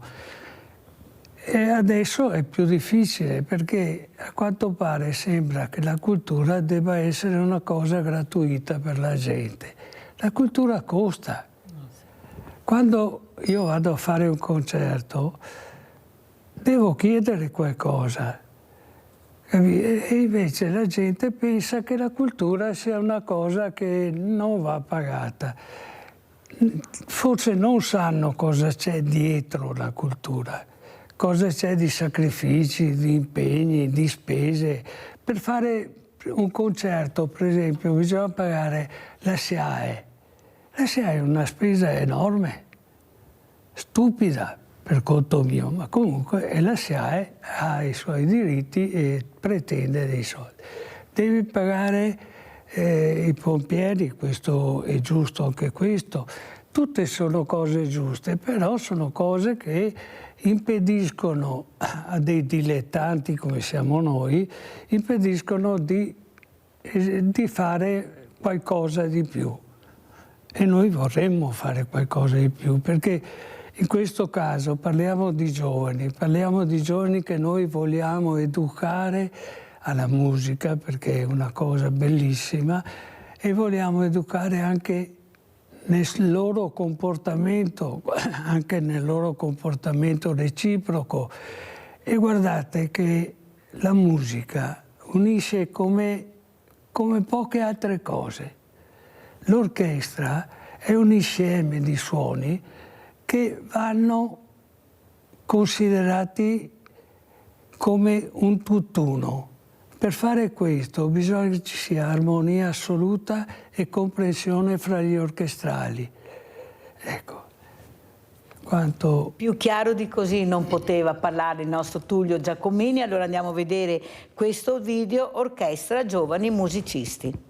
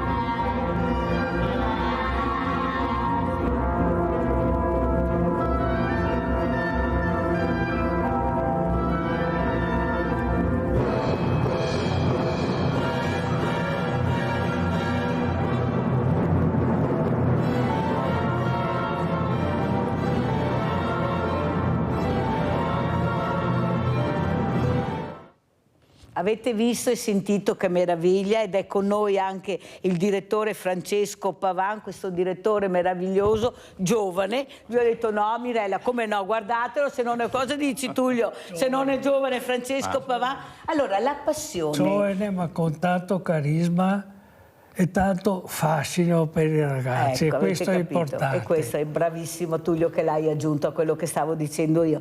Allora, direttore, la passione per intrigare questi giovani. Io prima appunto parlavo con le precedenti ospiti che bisogna intrigarli questi giovani, non annoiarli, dove magari non sanno neanche la passione che hanno dentro di loro, bisogna saper tirarla fuori. Quello che ha fatto lei e sta facendo lei, grazie anche a questo uomo meraviglioso che è Tullio Giacomini. Lui è modesto, ma la Mirella dice perché io conosco la sua storia. Prego, direttore.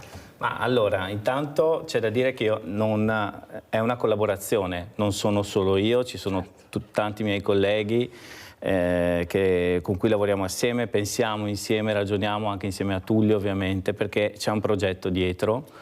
E quindi questo è fondamentale, essere coesi, avere proprio un'idea comune forte da proporre. Quando c'è questa idea forte ovviamente poi la si propone ai ragazzi che sono studenti e ovviamente c'è tanta energia in questo e ci vuole tanta energia, insomma lo sappiamo con gli studenti, ma noi siamo già fortunati perché loro scelgono questa attività e quindi hanno voglia di partecipare. Quindi basta accendere, diciamo, appunto il cerino e le cose vanno avanti, nel senso che c'è già molta motivazione, molta intenzione e poi ovviamente essendo studenti prendono anche direzioni diverse. Abbiamo avuto tanti studenti in questi 20 anni e alcuni di loro poi hanno fatto anche una carriera musicale, magari una carriera solistica oppure una carriera in orchestra importanti, altri invece hanno intrapreso dopo, diciamo, tutta questa fase di studi, altre, però gli è rimasta questa esperienza forte, educativa della musica, che è un'esperienza anche, come diceva Tullio, lui ci tiene particolarmente a questo, ma ha ragione su questo, è un'esperienza proprio di educazione anche sociale, di rispetto, dello stare insieme, del conoscersi, e suonare insieme ovviamente rende indispensabile questo. E cosa dicono questi ragazzi, direttore? Ecco, quando lei li ascolta, questi ragazzi parlano, ecco, perché per suonare ci vuole anche una certa sensibilità, perché non è che tu puoi improvvisarti, c'è che dentro di te c'è questa sensibilità e grazie anche a questi strumenti riescono a tirarla fuori. Cosa dicono questi giovani e come vede lei dal suo importante osservatorio questi ragazzi? Allora, come dicevo prima, il mio osservatorio è privilegiato, nel senso che sono giovani fantastici, cioè che hanno voglia di lavorare in un certo modo, nel senso nello studio, ma anche appunto con questa sensibilità verso la musica e direi anche verso il resto, ovviamente anche di quello che coinvolge poi nella loro vita. E ovviamente hanno questa tensione a voler far bene nella musica in orchestra, ma anche nelle loro esperienze, nello stare insieme. Poi la cosa incredibile è che queste differenze d'età che c'è, perché abbiamo appunto ragazzi magari di 12 anni e poi ce ne sono altri che sono quasi adulti, insomma, certo. Ecco, perché 18-19 anni sono adulti, ma quando si suona, quando si sta insieme per quell'attività lì, è una differenza d'età che si assottiglia, cioè c'è un filo rosso comune, ovviamente con sensibilità e maturità diverse, che però li mette tutti assieme, insomma. Allora sentiamo anche cosa ne pensa, che così ve lo presento, l'avvocato Marco Lombardo, è referente di Libera Veneto. Avvocato, forse anche questa è prevenzione, è prevenire, ecco, con la cultura, quello che si stava parlando prima, perché bisogna iniziare da piccoli, da bambini, a prevenire se vuoi avere dei ragazzi e delle persone adulte con un certo equilibrio. Quello che fa la cultura e la musica in generale o la pittura. Prego, avvocato Lombardo. Sono convinto di quello che lei dice, anche perché noi come Libera abbiamo dei progetti musicali. Uno è un'associazione che si chiama Musica contro le mafie, che coinvolge ragazzi giovani dai 17 anni ai 35 anni. Facciamo dei progetti musicali con i conservatori, ad esempio penso alla giornata che abbiamo fatto a Padova il 20 marzo del 2019, dove i membri dei Pollicini del Conservatorio Pollini sono venuti a suonare per un centinaio di familiari delle vittime innocenti delle mafie. E voglio ricordare anche l'esperienza della Libera Orchestra dei migranti a Marsala, dove con i migranti arrivati a Lampedusa in Sicilia è stata costruita un'orchestra popolare per portare avanti un concetto di dignità di questi cittadini stranieri che erano nel nostro territorio e portare avanti un messaggio di cultura che è contrasto alle mafie. Forse non è il caso di serrare le file, di unire anche queste associazioni per dare più spazio a questi ragazzi, perché io non devo essere fortunata, lo dico sia all'avvocato Lombardo che al direttore Francesco Pavan, di avere quell'insegnante, quell'amministratore. Io devo avere quello che mi spetta di diritto, che è la cultura. Io devo avere questo, anche se la mia famiglia non può darmi questa possibilità, perché purtroppo tutto costa. Ma io ho il diritto di crescere con la cultura. Cosa dice direttore Pavan? Io sono totalmente d'accordo, penso che un investimento in istruzione, in cultura sia fondamentale per creare proprio le basi educative per essere un cittadino del futuro. Quindi con me sfonda una porta aperta da questo punto di vista, e il vero segno proprio di progresso da questo punto di vista di un paese, secondo me, si manifesta nel dare l'opportunità a tutti di poter accedere a questo. Quindi, sentiamo cosa ne pensa anche il presidente Tullio Giacomini di questa cultura che dovrebbe essere obbligatoria, ecco, fare cultura non solo all'interno della scuola ma all'interno della comunità, anche con i concerti, con le mostre. Ecco, io vedo purtroppo pochi giovani che frequentano. C'è molto rilassamento, ma non da parte dei giovani. I giovani sono sempre entusiasti a iniziare qualcosa che li coinvolga, sono sempre entusiasti, no? Ma il rilassamento è da parte delle istituzioni. È inutile che ci nascondiamo. Le istituzioni non offrono cultura. Se parliamo della nostra città, di cui io sono, credo, uno che ha sempre amato questa città. Come la Mirella, vero Tullio? Noi la amiamo, la nostra città. L'abbiamo vissuta, la conosciamo fin da quando eravamo ragazzini. Ecco, questa questione cosa fa? Non offre la possibilità di fare cultura. Se noi guardiamo a Treviso, ambienti per fare cultura sono pochissimi, e quando ti avvicini per avere quell'ambiente ti domandano soldi, ed è una questione sempre la stessa, ci vogliono i soldi. Ci fosse la possibilità di fare qualcosa in modo che le associazioni siano coinvolte senza dover fare iter burocratici, senza dover fare spese di spazi da coprire, sarebbe più facile. E poi cosa manca? Manca un coordinatore.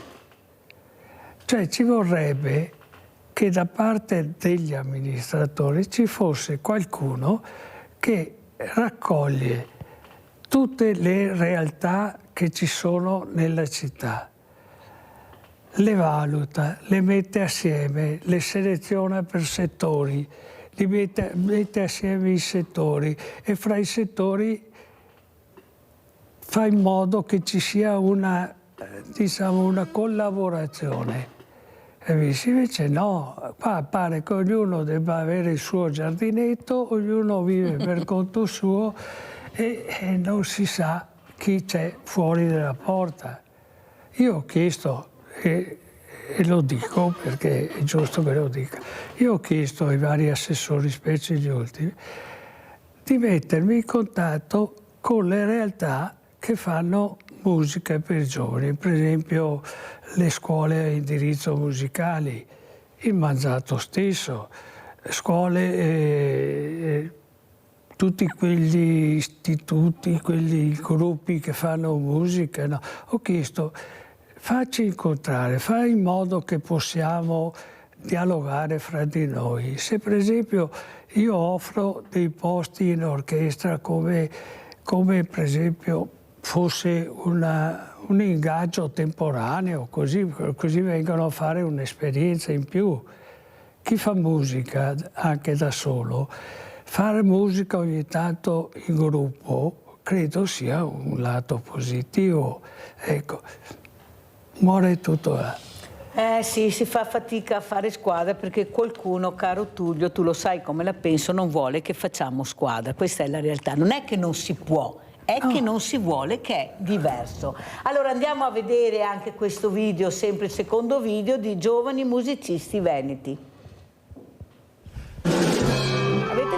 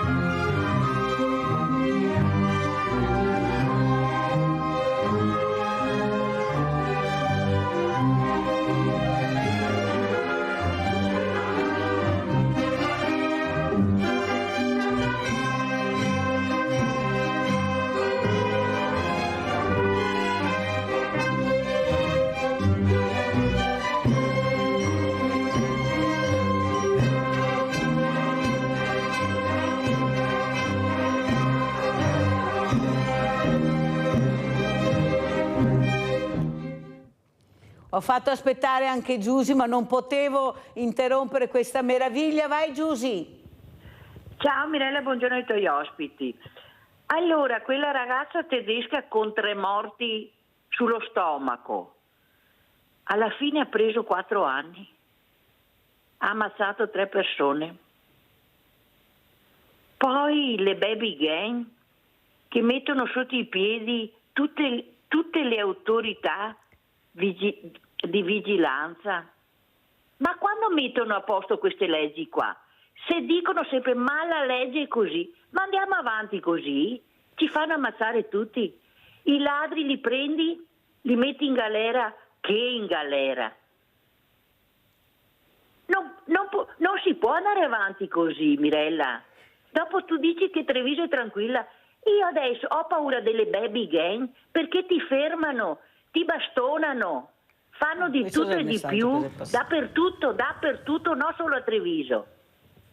Questo dico io, che noi diversamente giovani, anche quelli più giovani, hanno paura di uscire certe volte. Non si può più uscire, Mirella. Questo voglio dire. E cosa aspettano di cambiare le leggi? Che leggi hanno fatto? Li prendi, li porti in caserma, li interroghi qua e là, dopo escono e fanno quello che hanno sempre fatto. Ma finché abbiamo quella gente là, non si può andare avanti così. Questo voglio dire. Andiamo sempre peggio perché non fanno niente i nostri parlamentari. Ma cambiate questa legge o no? O andiamo avanti così perché voi avete le scorte? Io non ho la scorta per uscire. Adesso non voglio fare la trasica, però Mirella è così. Per la strada se trovi, non so, 5-6 ragazzi che litigano, devi fare un giro largo perché hai paura che ti bastonino, che ti prendono, che ti chiedono, che ti rubano l'orologio, questo qui. Non ho roba di valore assolutamente, ma le prendiamo. Vi ringrazio. Allora, abbiamo sentito lo sfogo di Giusy. Io non vorrei, Giusy, che passasse questo messaggio di aver paura di uscire di casa. Non deve assolutamente passare. Primo, perché i dati che ci sono dicono che Treviso è una città sicura. Basta che vai in poche distanze, a pochi chilometri di distanza, e vedrai come cambiano le cose. Secondo, perché bisogna stare attenti, questo è vero, questo è assolutamente vero, non è che non si può stare attenti, però da là che passi il messaggio non usciamo più perché ci sono questi ragazzini che ti fermano, che ti aggrediscono, ce ne passa di acqua, te lo posso assicurare, Giusy. Il problema è che noi abbiamo paura. Ecco, questo è quello che è passato, avere paura, paura di uscire, paura del diverso, questo sono riusciti a far passare. Cosa dice avvocato Lombardo? È la paura che ci ferma, la paura di qualsiasi cosa ormai, prego, specialmente i diversamente giovani come abbiamo sentito? La paura è un motore molto forte, si combatte anche questa con la cultura e la comunità. Nel momento in cui noi abbiamo le persone che sono più coscienti delle situazioni che le circondano, del fatto di dover fare fronte comune per vivere meglio, questa è la risposta migliore che si può fare, perché la repressione è sempre un arrivare dopo e mettere una toppa a un qualcosa che non può essere facilmente riparato. Poi volevo rispondere anche all'intervento che aveva fatto Antonio da Padova. Sì.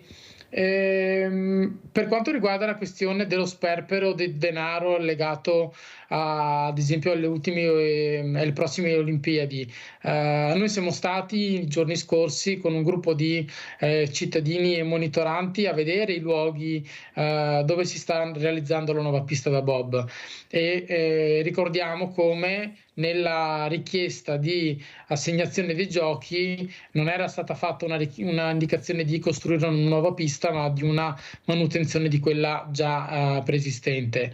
E un altro aspetto è notizie di questi giorni che è stata bandita e assegnata la realizzazione del villaggio olimpico in via Val di Flames. Se pensate che verranno spesi circa 30 milioni di euro per realizzare un villaggio olimpico prefabbricato che poi verrà smontato una volta finita la manifestazione olimpica. Quindi vengono spesi 30 milioni di euro per mettere a terra dei prefabbricati che staranno e serviranno per 3 settimane agli atleti per poi essere smontati e spostati da altre parti. E poi tu ne vai a chiedere un supporto e dicono ecco paga perché noi abbiamo bisogno di soldi. Capite come funziona? Ha fatto bene a ricordarlo, avvocato Lombardo, bisogna anche dire le cose come stanno, i soldi dove vanno spesi. Abbiamo Luciano da Desenzano dai Garda. Ciao Luciano. Ciao Mirella, scusa che ti disturbo un minuto. No, non disturbi. Anch'io sono, tra parentesi, sgomento, arrabbiato, una signora che uccide 3 persone, 4 anni di galera e poi magari uscirà anche prima. E quel povero signore veneto con 3 figli che gli era entrato in casa un delinquente straniero, no? Il delinquente straniero l'ha ferito, mi sembra. Il delinquente straniero non lo trovano perché è scappato.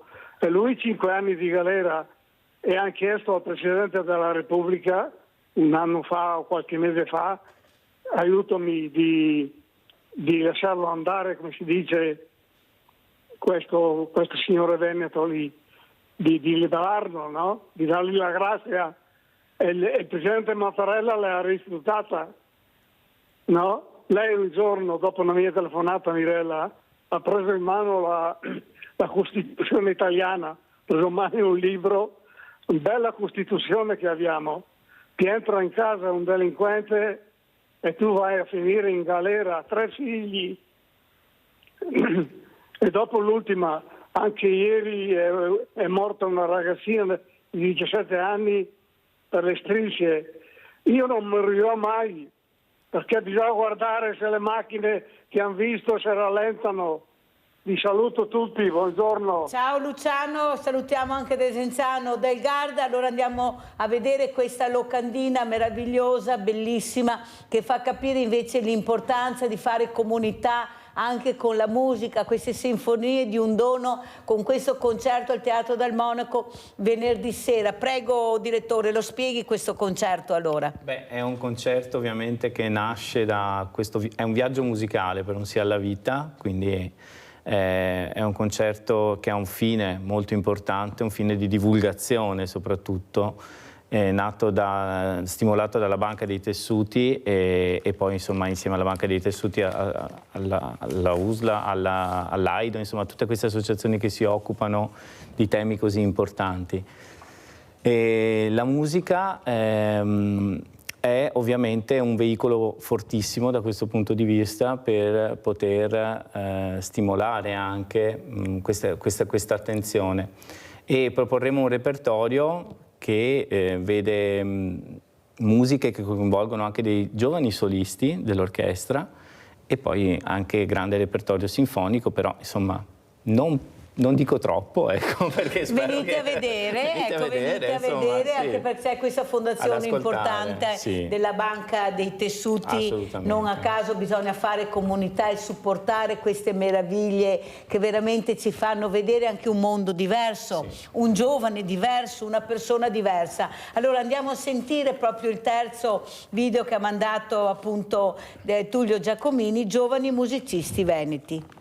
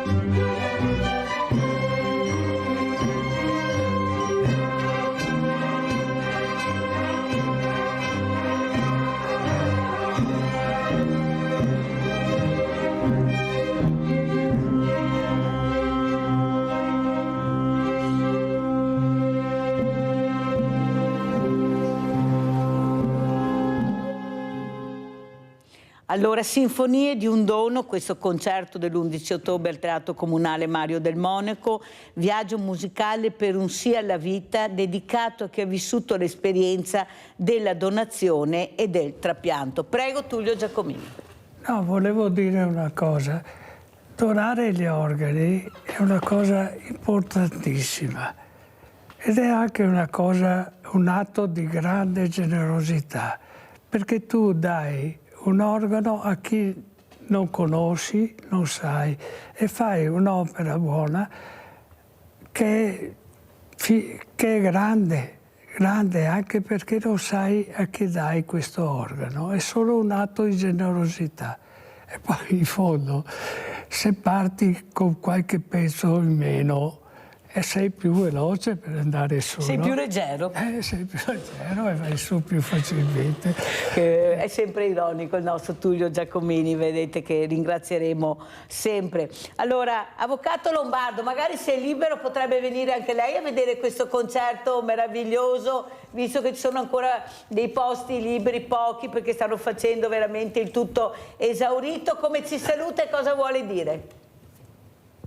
E vi ringrazio per l'invito e per la partecipazione odierna, e che la cultura è la risposta ai problemi della nostra società. Grazie all'avvocato veramente che è stato importante questa mattina, perché dobbiamo tenere le antenne alte, l'avvocato Marco Lombardo, referente di Libera Veneto. Allora sentiamo come ci saluta il direttore Francesco Pavan e che messaggio vuole dare il direttore questa mattina. Anzitutto vi ringrazio per l'ospitalità e soprattutto invito tutti insomma, a provare a prenotare questi posti, pochi posti liberi che ci sono per venerdì, perché è un'occasione importante, non solo per vedere questa meravigliosa orchestra, ma lo dico io perché ci sono dentro, quindi la conosco bene, vedere e sentire soprattutto, ma anche perché è un'occasione veramente importante. Lo è stata anche per me entrare in contatto con queste persone e quindi anche avere un contatto diretto con qualcosa che conoscevo in maniera più superficiale. Avere un contatto diretto ovviamente ti cambia la prospettiva, il sentire certe cose e appunto diventano più tue. Grazie anche a Francesco Pavan, direttore di questa meravigliosa orchestra che abbiamo sentito. Rivediamo la locandina, Sinfonie di un dono. Allora Tullio Giacomini, come ci saluti? Che messaggio vuoi dare? Io, a parte che voglio sottolineare l'importanza di questa associazione, la Banca dei Tessuti, che credo sia una delle più importanti d'Europa. Sì.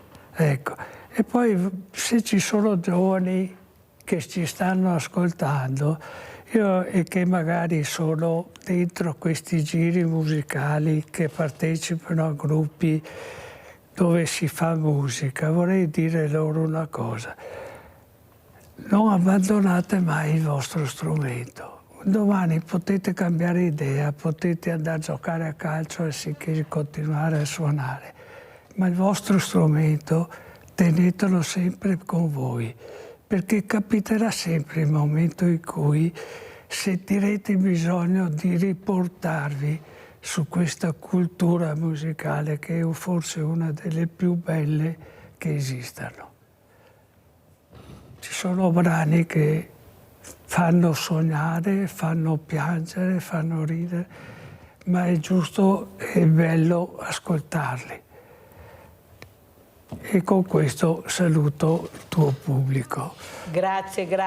Ecco, io sono onorata di avere ospite quando riesce a venire Tullio Giacomini, perché Tullio è stato uno dei primi ad accorgersi di supportare le fragilità con il quadrifoglio, ve lo ricordo, il primo in assoluto, pensate, ha supportato queste persone emarginate, le ha prese e se le ha portate a casa. Se le ha portate a casa nel senso di casa quadrifoglio, naturalmente non a casa sua, a parte lui se le sarebbe anche portate, però veramente è riuscito a capire che forse dovremmo guardare queste persone con occhi diversi e il risultato, avete visto, è quello che oggi è sotto gli occhi di tutti voi che hanno partecipato a questa seconda parte di Sveglia Veneti. Grazie. Pubblicità. Grazie.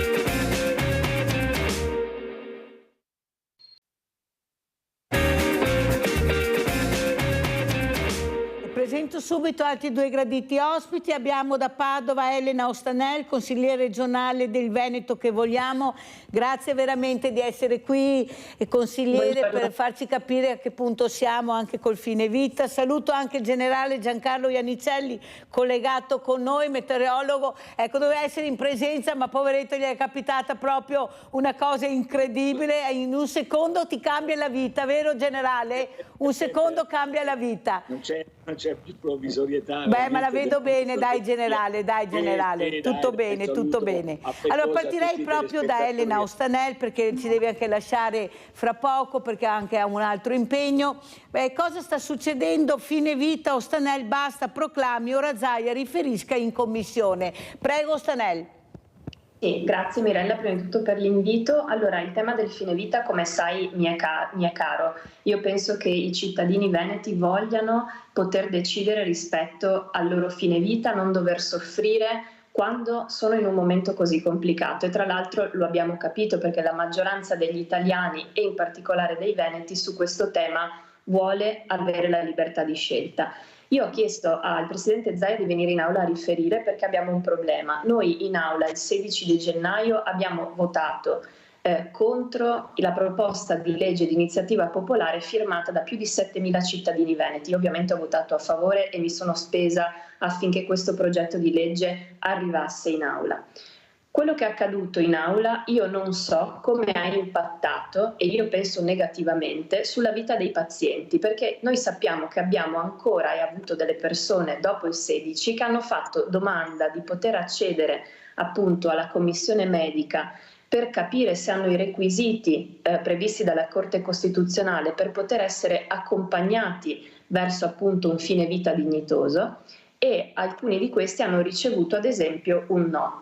Io voglio capire con il Presidente Zaia, con l'assessore Lanzarin, se stiamo facendo tutto quello che è il nostro dovere, perché la Corte Costituzionale ce lo chiede, per garantire ai cittadini del Veneto che non soffrano, o meglio, che gli venga garantita la propria dignità e la propria libertà di scelta quando parliamo degli ultimi giorni della propria vita. Ecco, questo è una cosa che dobbiamo garantire. La Corte Costituzionale, lo sai, ci sono state anche altre sentenze in quest'estate che hanno fatto capire che noi abbiamo bisogno di una legge nazionale, e questo spero che un giorno il Parlamento lo farà. Ma siccome adesso ci stiamo occupando della Regione, e in Regione esiste già la possibilità di avere delle commissioni mediche che escono e che valutano la situazione del paziente, io penso che dovremmo garantire tutti i passaggi necessari affinché ogni cittadino del Veneto sia libero di scegliere come approcciare agli ultimi giorni della propria vita. Non è possibile che non ci sia questa garanzia.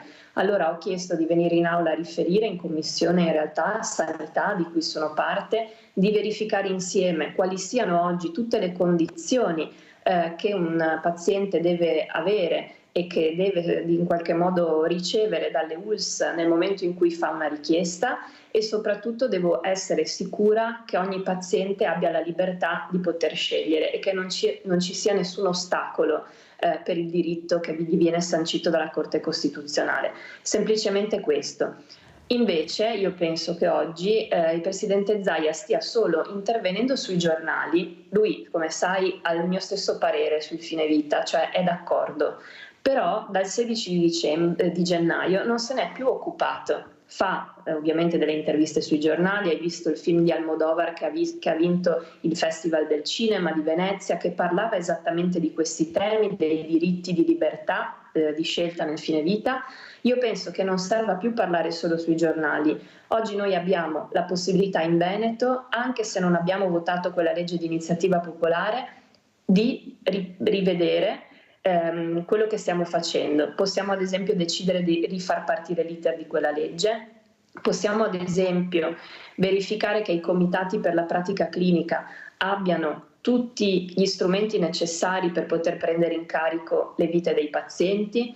Dobbiamo essere sicuri che i pazienti hanno garantiti i loro diritti, e quindi io voglio fare un momento di confronto in aula dove ci mettiamo lì e verifichiamo che questi diritti siano sanciti, perché sono sanciti dalla Corte, ma noi come consiglieri regionali abbiamo il compito e il dovere di verificare che ogni cittadino veneto abbia la garanzia di questi diritti. È obbligo, è legge, e noi lo dobbiamo fare. Io invece ho un dubbio che questo non si stia più facendo dopo il 16 di gennaio e ho bisogno invece di capire che non è così. Sentiamo cosa ne pensa il generale Giancarlo Iannicelli, che ha sfiorato anche lui, bastava poco, vero generale? È andata bene veramente, perché delle volte una semplice caduta, vedi cosa può succedere, sbatti la testa e ciao, è andata bene, sono contenta. Come commenta le parole di Elena Ostanel, generale? Parole che non si può che condividere, naturalmente, fatto di coscienza, ma chiede giustamente un dibattito che si arriva a una conclusione. Lasciarla è la peggior cosa, perché questo è un problema che diventa sempre più attuale, ripeto, una questione di coscienza, Io penserei soprattutto alle garanzie, ecco, con le commissioni che analizzino la questione caso per caso e diano tutte le garanzie. È una questione sicuramente che bisogna ridibattere di nuovo e arrivare a una conclusione. L'importante, ripeto ancora una volta, che ci siano tutte le garanzie. E l'importante poi è, osservare e rispettare la volontà del soggetto, della persona. Cosa diversa invece quando non c'è una volontà della persona. Io sono rimasto molto colpito una volta da una persona che era veramente, ormai non rispondeva più agli stimoli, però all'interno, intimamente capiva tutto. Ecco, questa è una questione poi diversa, però quando c'è una volontarietà, una volontà del soggetto, della persona, e ci siano le garanzie, questo dobbiamo dibattere e arrivare sicuramente a una conclusione. È un problema, ripeto, che diventa sempre più attuale. Noi abbiamo visto casi veramente che diventano penosi poi, nella totale o quasi totale assenza, insomma, delle istituzioni. Allora, Ostanel, però noi eravamo a un passo da fare questo referendum sul fine vita, poi qualcuno ci ha messo le trivelle che non sapevamo neppure cosa fossero, perché nessuno ci spiega mai niente, trasparenza è quasi zero su tutto, specialmente su questo popolo italiano che paga e io pago e che non sa mai niente. Forse anche qua c'è qualcosa che non va. Io sono convinta che gli italiani vorrebbero che maggioranza e opposizione andassero d'accordo su problemi veramente importanti, problemi seri, che le giunte si rendessero conto che si sta parlando della comunità, dei problemi veramente reali che hanno le famiglie. Mi sembra che andiamo tutto da un'altra parte, tanti doveri, pochi diritti. Cosa dice Ostanel? Ma guardi, secondo me la politica, ma l'ho sempre sostenuto, dovrebbe occuparsi di più dei bisogni quotidiani delle persone. Io sono parte di un movimento civico, abbiamo eletto in regione, in questo caso solo me, ma spero che nei prossimi anni in realtà eleggeremo molte più persone, perché penso ci sia anche un modo di fare politica diverso. Io ho voglia di occuparmi dei problemi perché per formazione ho fatto politica per questo motivo, no? Per dire il civismo nasce così nelle città. Non si è parte di un partito, si vuole mettersi a disposizione della propria comunità e lo si fa provando ad entrare nelle istituzioni. C'è chi lo fa non entrando nelle istituzioni ma rimanendo a fare associazionismo, volontariato, e va benissimo così, io l'ho fatto per tanti anni.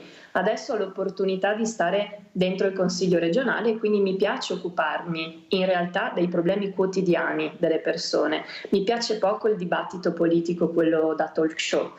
Allora, sul tema che tu dicevi è così, lo Stato non ha voluto ancora occuparsi di un tema come quello dei diritti sul fine vita, su cui i cittadini sono più avanti della politica. Io sono sicura, ma lo dicono anche i sondaggi, quindi non è un'opinione mia, che le persone italiane, e in particolare in Veneto, abbiano la voglia di potersi esprimere, come diceva prima l'ospite, che ringrazio per le parole che ha detto, di esprimersi in coscienza. Nessuno ti deve obbligare a fare qualcosa che non vuoi fare, ma devi lasciare l'altro libero di farlo. Questo è il principio fondamentale di una legge buona sul fine vita. Non ci devono essere ideologismi, io credo, su questo tema. Quello che deve esserci, e lo ha detto bene l'ospite, è quello di avere dei comitati etici e delle commissioni mediche messe nelle condizioni di lavorare bene. Quando abbiamo discusso del fine vita in aula, invece, la politica si è divisa. Tu sai bene che ci sono stati dei voti negativi sul progetto di legge popolare da parte della maggioranza, quindi ovviamente, nonostante il Presidente Zaia fosse d'accordo, la propria maggioranza gli ha votato contro. C'è stato un voto contrario anche nelle fila della minoranza. Secondo me invece bisognava andare compatti nel dire: noi qui in aula non stiamo votando una norma sull'eutanasia, noi qui in aula stiamo votando semplicemente di dare più potere ai comitati per la pratica clinica, alle commissioni mediche, e stiamo dando diritti ai pazienti di avere un percorso, un iter chiaro, perché oggi un paziente che magari chiede a una commissione medica di verificare la sua situazione, non ha la certezza della procedura che gli arriverà, quanto tempo ci metterà ad avere una risposta. È capitato e può capitare, ad esempio, che un paziente stia per morire e non fa tempo a vedersi verificato il proprio diritto. Io penso che questo sia una violenza, invece le persone dovrebbero sempre avere la garanzia della certezza. Lo dicevi tu bene prima, le istituzioni fanno fatica a essere trasparenti, la politica fa fatica a spiegare alle persone cosa sta succedendo. Tu hai detto, no, non si è fatto quel referendum nonostante ci fossero state tantissime firme raccolte, invece ci si occupa di altri temi. Io penso che invece le persone inizieranno a votare di più, come facevano una volta, quando noi ci occuperemo davvero dei temi che li riguardano. Ad esempio sul tema economico, tu lo citavi, noi oggi abbiamo un grande problema anche nel Consiglio regionale del Veneto. È come se per anni il Presidente e la maggioranza avessero detto non serve mettere le mani in tasca ai veneti, questa retorica, questo messaggio. Però oggi ci troviamo a non avere soldi da investire, in particolare in alcune politiche che sarebbero necessarie invece per dare servizi ai cittadini.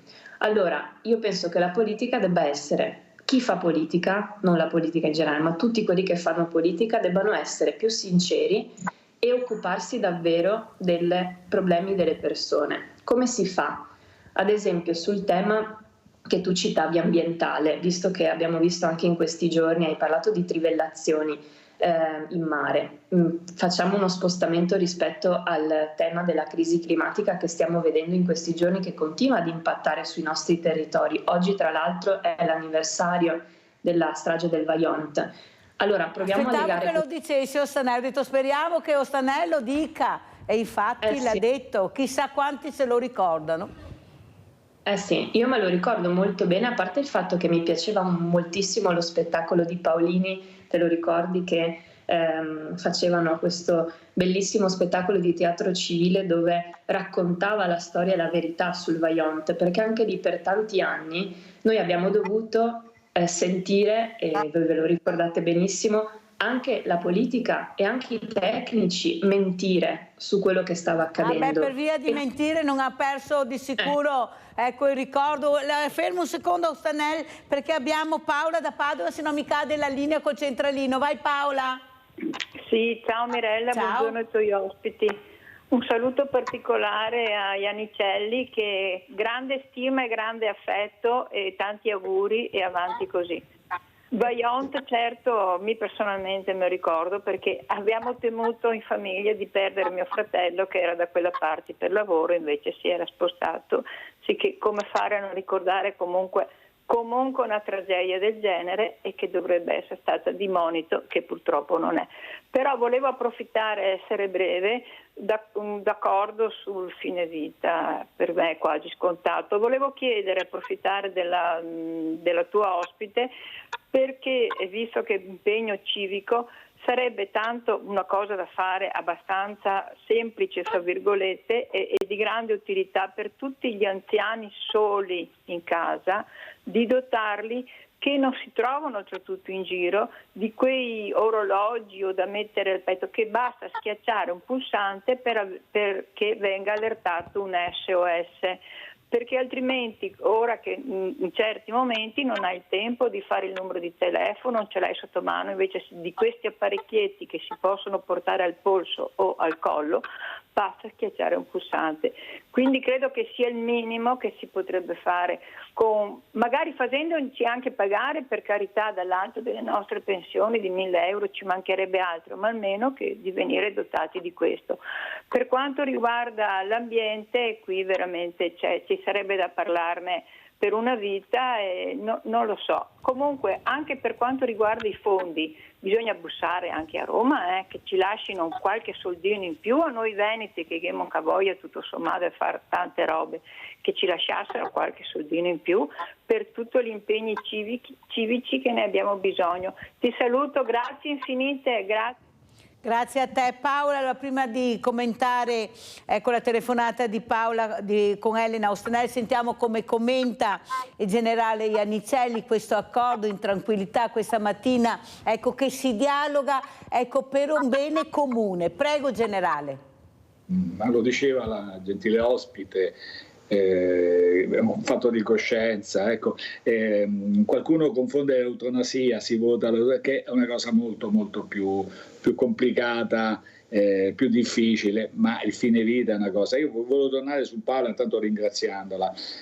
Sì, Treviso, perché il Veneto, ma in particolare Treviso, ha un'aspettativa di vita, soprattutto per le donne, che probabilmente è il più alto del mondo. Quindi, però insomma, un'aspettativa di vita, una vecchiaia che si allunga, più che una vita, è una vecchiaia, e quindi la vecchiaia ha veramente delle esigenze particolari, delle esigenze delicate che richiedono delle risoluzioni puntuali. Quindi io ho avuto modo, lasciami dire Mirella, di vivere una giornata a pronto soccorso, tante volte se la prende, giustamente si aspetta. Ho vissuto questa giornata che è stata per me un'esperienza all'interno del pronto soccorso, nel vedere come in 10, 11, 12 ore il personale, dai medici molto giovani tante volte, questo è anche un bene, e tanti infermieri, tanti non molto più giovani, che veramente in 10 ore non l'ho visti fermarsi un attimo, con tanta gente che aspettava fuori, e questo mi doveva dare atto quando se la prende veramente anche in modo violento con l'infermiere di turno o il medico. Loro ovviamente non hanno nessuna colpa e nessuna responsabilità, anzi vanno ringraziati perché svolgono un lavoro duro. Ma io vedevo gente veramente anche di 60 anni, infermieri che non si fermavano un attimo a trasportare ste barelle su ruote e quant'altro. Quindi bisogna essere... Poi è chiaro che il loro lavoro servirebbero magari pure a Treviso un pronto soccorso molto più ampio. Soprattutto poi una cosa che mi ha colpito, per tornare al problema degli anziani, qualcuno vicino mi ha detto: adesso vedrai che alle 16:30, 17, non sapevo questa cosa, cominciano ad arrivare gli anziani. Mirella, sono arrivate 15-16 persone anziane, io non so, qualcuno aveva qualche problema, qualcuno ha problema anche di solitudine. Comunque il pronto soccorso si è riempito veramente di persone anziane, e questo ci deve far riflettere. Ripeto, la vita si allunga, l'anzianità, la vecchiaia, scusami il termine, ma lo dico in senso buono, si allunga, e questo ci deve far tutti pensare. Bisogna riattrezzarsi, ma in modo... La signora, semplicemente, diceva Paola, uno strumento al collo, magari una collana per chiedere subito un soccorso, perché io in quel momento, quel giorno, ho visto tante persone, anziani, che erano comunque sole, l'hanno accompagnata al pronto soccorso, il vicino, e meno male, la badante qualche volta. Però è un problema che come i cambiamenti climatici, dovremmo farci i conti sempre più puntualmente nei prossimi anni. Il problema generale che io vedo, purtroppo, avendo, o per fortuna, che mi fa aprire gli occhi, questo Emporio Solidale, ma anche Villa Margherita.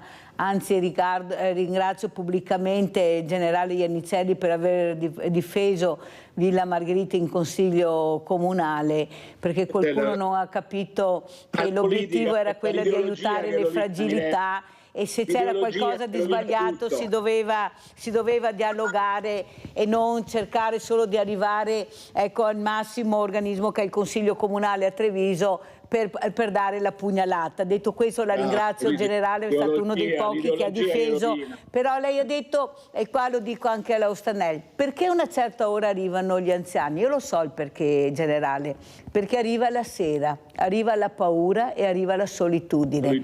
E allora dove vado? Il medico di famiglia non arriva di sicuro, abbiamo visto i numeri. I preti non ce ne sono più, perché manca anche i preti. Allora perché? Perché là mi sento sicuro.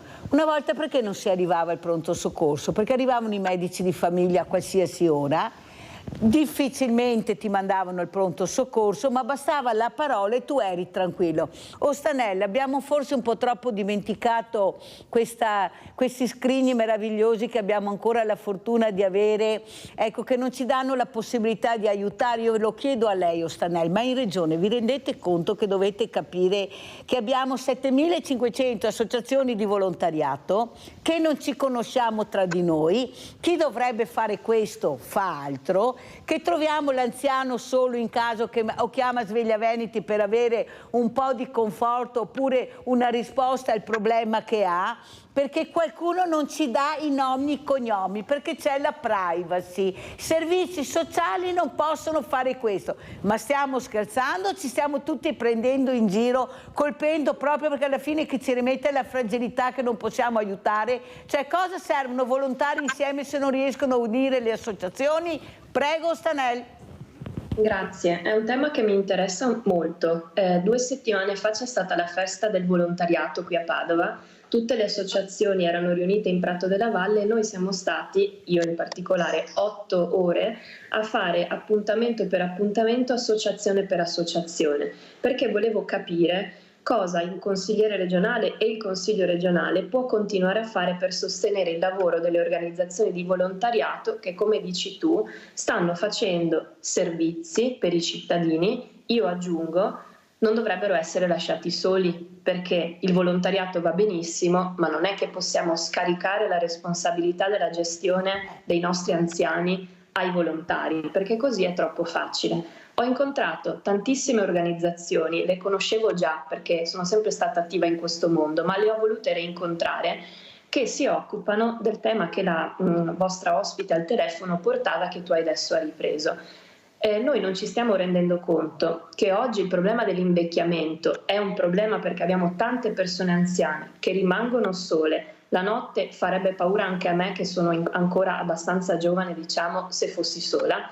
Figuriamoci quando l'età avanza. Cosa dobbiamo fare? Dobbiamo prima renderci conto che la situazione andrà sempre peggiorando, perché i dati ci dicono che l'inverno demografico non è arrivato adesso, arriverà più avanti, ci saranno ancora più anziani di quanti ne abbiamo oggi. Quindi la politica che si occupa del futuro delle generazioni dovrebbe rendersi conto che in futuro la situazione sarà ancora peggiore di questa odierna, avremo ancora più persone sole, anziani soli, quindi dovrebbe investire, e su questo ci torno.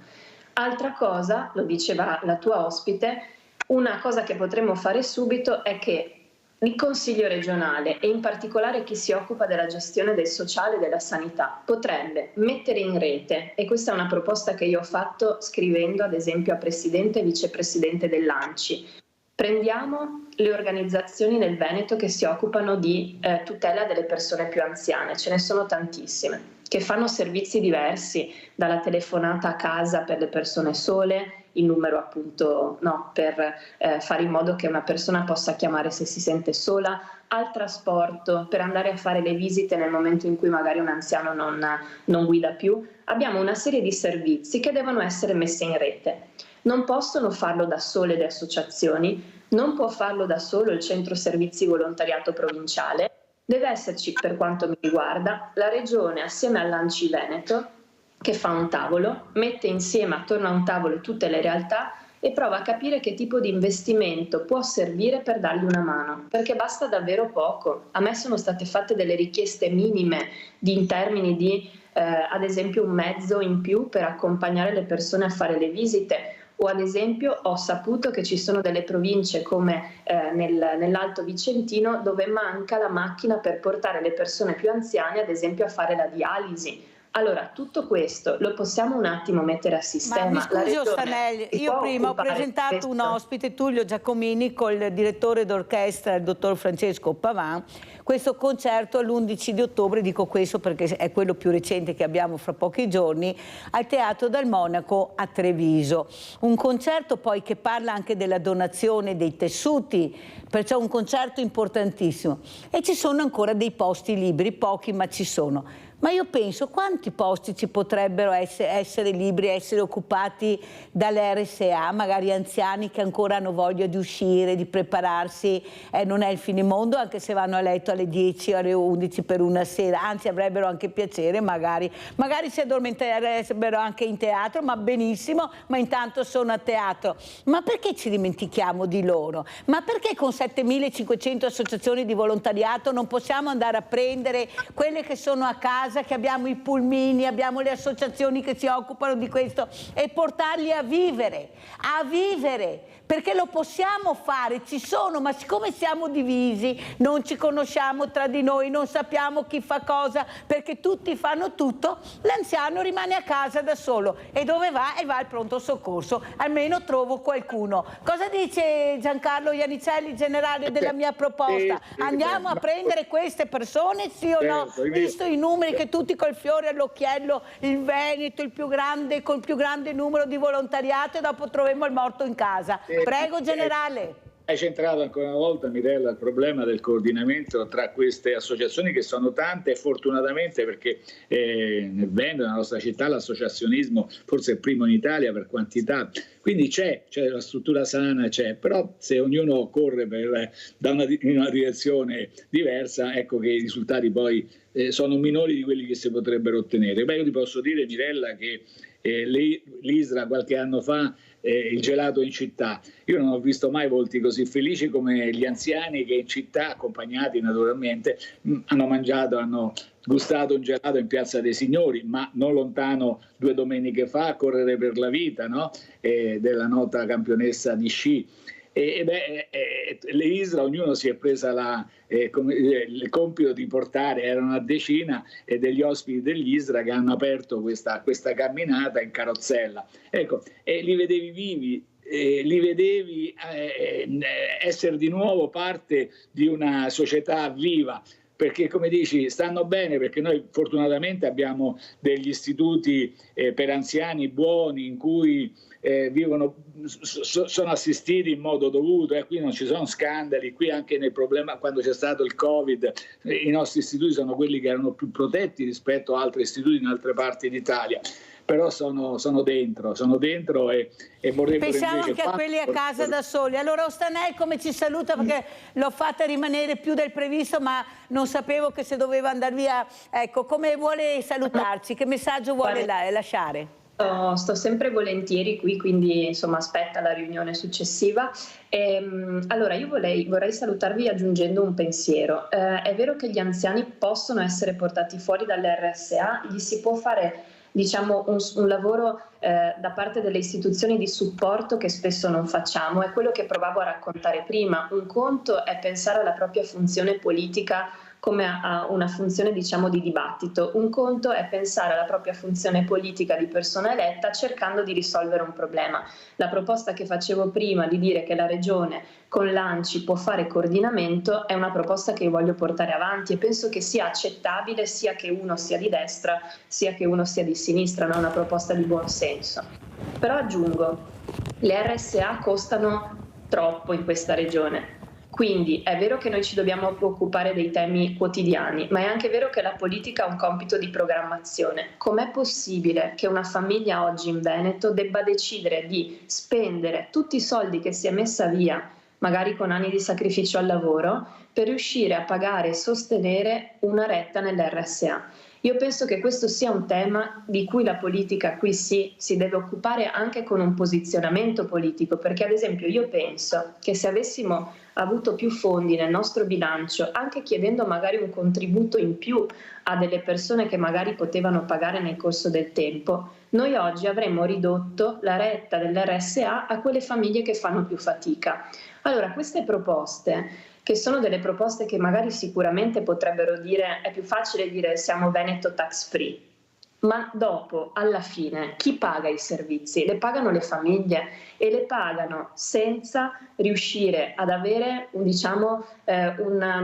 un accesso a questo pagamento che sia equo, perché la paga uguale, no? Una sì, però vede Ostanel, il problema è che noi sentiamo sempre buone proposte, però tra dire e il fare poi c'è di mezzo il mare. Esatto. Noi invece abbiamo bisogno di agire, i progetti ci sono, le associazioni ci sono, la volontà di aiutare c'è, ma se poi non viene supportata perché la politica è sempre divisa e se non fai parte del cerchio magico sei tagliata fuori, noi non andiamo da nessuna parte, i nostri vecchi rimarranno soli a casa oppure dovranno recarsi per forza al pronto soccorso. Grazie, grazie a Elena Ostanel, consigliere regionale del Veneto che vogliamo, grazie di essere stata con noi. Allora generale, come chiudiamo? Chiudiamo con questo autunno che sta arrivando, più freddo del previsto, l'anno scorso non era così freddo, ecco ormai si sta bene anche col cappottino, ecco che autunno sarà generale? Beh, intanto si è presentato nella prima parte come un autunno più che freddo, piovoso, quindi umido, e quindi la sensazione è anche quella di freddo, tant'è vero che nelle scuole hanno anticipato l'accezione dei riscaldamenti. No, purtroppo abbiamo parlato tante volte, Mirella, cioè qui siamo in presenza di un cambiamento climatico a cui dobbiamo adattarci. Ecco, se pensiamo al passato, non pensiamo bene, pensiamo male. Noi ci dobbiamo riposizionare rispetto a una nuova situazione e abbiamo visto purtroppo in queste ultime settimane le piogge. Le piogge sono state molto abbondanti, hanno portato anche dei problemi di allagamenti, quindi di danni forti alle famiglie, perché poi si ritorna sempre lì, grossi danni alle famiglie che si ritrovano le case allagate, i garage allagati, e questo vuol dire un danno economico molto, molto forte. Ecco, quindi dobbiamo organizzarci, poi sai, cambiare stile di vita, va bene tutto, io lo ripeto, ma i risultati, se ci saranno, dopo i sacrifici, può darsi che si presenteranno, ammesso che poi che si arrivi a una soluzione, magari fra 50 anni, fra 60 anni. Oggi come oggi dobbiamo prendere posizione e organizzarci. Ecco, io continuo a dire, bacini di laminazione, no? I bacini di contenimento è una cosa, e la protezione civile e quant'altro. Quindi ci attrezziamo e continuiamo così. D'altronde il tempo è questo, dire che la cosa più sbagliata però è chiudere gli occhi, perché c'è poi una parte del pensiero che dice ma ci sono state sempre queste. No, non c'è stato mai. I cambiamenti climatici che si stanno verificando in questo momento non si sono mai verificati, perché qualcuno poi all'alluvione di Firenze, ma non tutte altre situazioni del Polesine, tutte altre situazioni. Per dirne una e poi chiudo, perché la storia pure ha importanza anche nella meteorologia. L'alluvione di Firenze avvenne dopo 10 giorni di pioggia continua, quindi è stata una cosa particolare. Il Polesine non ne parliamo, degli errori anche lì politici, Mirella, qualche volta dovremmo tornarci, perché non si presero quei provvedimenti che oggi si prendono, per esempio con le vasche di laminazione, e quindi allagarono gran parte i fiumi allagarono gran parte del Polesine. Quindi ripeto, bisogna stare attenti, una protezione civile che funziona e delle strutture che possano porre un limite, attenuare i problemi che ci saranno, continueranno ad esserci purtroppo. Io ricordo pure Vaia, noi abbiamo vissuto, Mirella, ci scordiamo, pochi anni fa, veramente quella rivoluzione meteorologica che è stata Vaia, e chi si aspettava eventi così forti che grazie a una protezione civile che ha funzionato, all'informazione, perché l'informazione è molto importante, portasse così relativamente pochi danni fisici, e questa è naturalmente una fortuna, però ha distrutto 16 milioni di pianti. Adesso si paga anche lo scotto, perché le foreste dopo Vaia sono distrutte in parti dal bostrico, è dovuto proprio alle piante e agli alberi che sono caduti. Guardate che il bostrico sta distruggendo altrettanti alberi sui nostri monti. Quindi, dobbiamo riflettere su questo. Generale, devo correre perché siamo proprio in chiusura, ma la domanda: ma arriverà il freddo, generale? Arriverà questo freddo o avremo un autunno-inverno mite? No, questo non si può dire, no, sono i maghi, però diciamo che tanto abbiamo vissuto questo periodo. I prossimi giorni, ancora un po' di instabilità oggi, in parte domani, e poi arriva il bel tempo. Noi sappiamo che il nostro sindaco, presidente eletto all'unanimità, presidente dell'ANCI qualche giorno fa, si sposa sabato, e quindi sarà anche bel tempo, quindi andiamo verso il bel tempo. Cogliamo l'occasione naturalmente per fare tanti auguri al sindaco Mario Conte. Sì, generale, alla politica, visto quello che è successo al pronto soccorso, cosa vuole dire? Di ricordarsi di più degli diversamente giovani? Ma c'è, l'ho detto veramente, perché noi ci lamentiamo, il lamento più diffuso è quello aspettato 7 ore al pronto soccorso fuori, perché probabilmente il codice non era così grave, e si pensa che dentro le sale del pronto soccorso si stia perdendo tempo. Io non ero stato mai ricoverato, poi è chiaro che conosco bene pure la situazione degli ospedali, però non ero stato mai ricoverato e ho avuto modo di vedere. Prego? Veloce, sì, perché sono in chiusura. Quindi dobbiamo sempre cercare di creare strutture sempre più, allargarle, efficienti. Poi abbiamo la cittadella della salute. Basta perché ho forato, generale, la ringrazio. Grazie guarisca presto, torni fra noi. Grazie. E adesso andiamo a pranzo con la proposta di Mirella. Funghi al vino bianco. Il modo migliore per gustarsi un porcino fresco è sicuramente quello di mangiarlo crudo. La preparazione è molto semplice. Tagliate a listarelle verticali il fungo e conditelo con un pizzico di sale, olio extravergine d'oliva, una fetta di limone e uno spicchio d'aglio ed il piatto è già pronto. Ingredienti per 4 persone: 600 g di porcini, un bicchiere di vino bianco secco, 4 foglie di salvia, un bicchiere di panna fresca, burro, sale, pepe. Mondate i funghi. Strofinateli con un panno umido per rimuovere tutti i residui di terriccio. Quindi affettateli.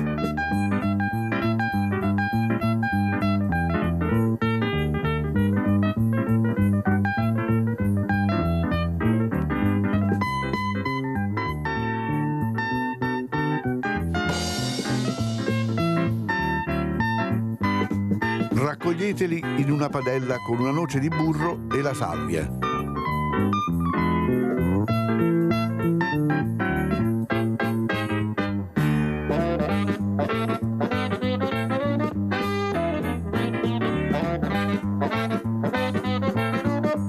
Salate.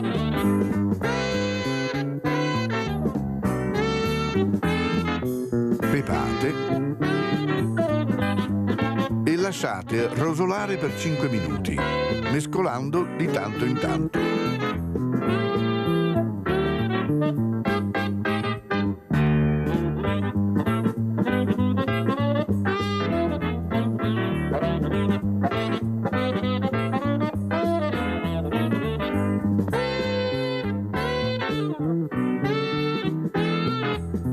Bagnate con il vino, alzate la fiamma e fate evaporare.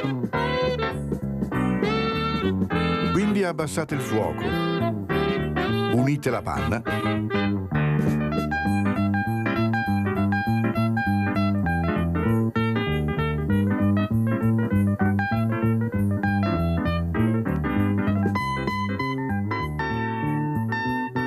coprite e lasciate cuocere i funghi per altri 5 minuti.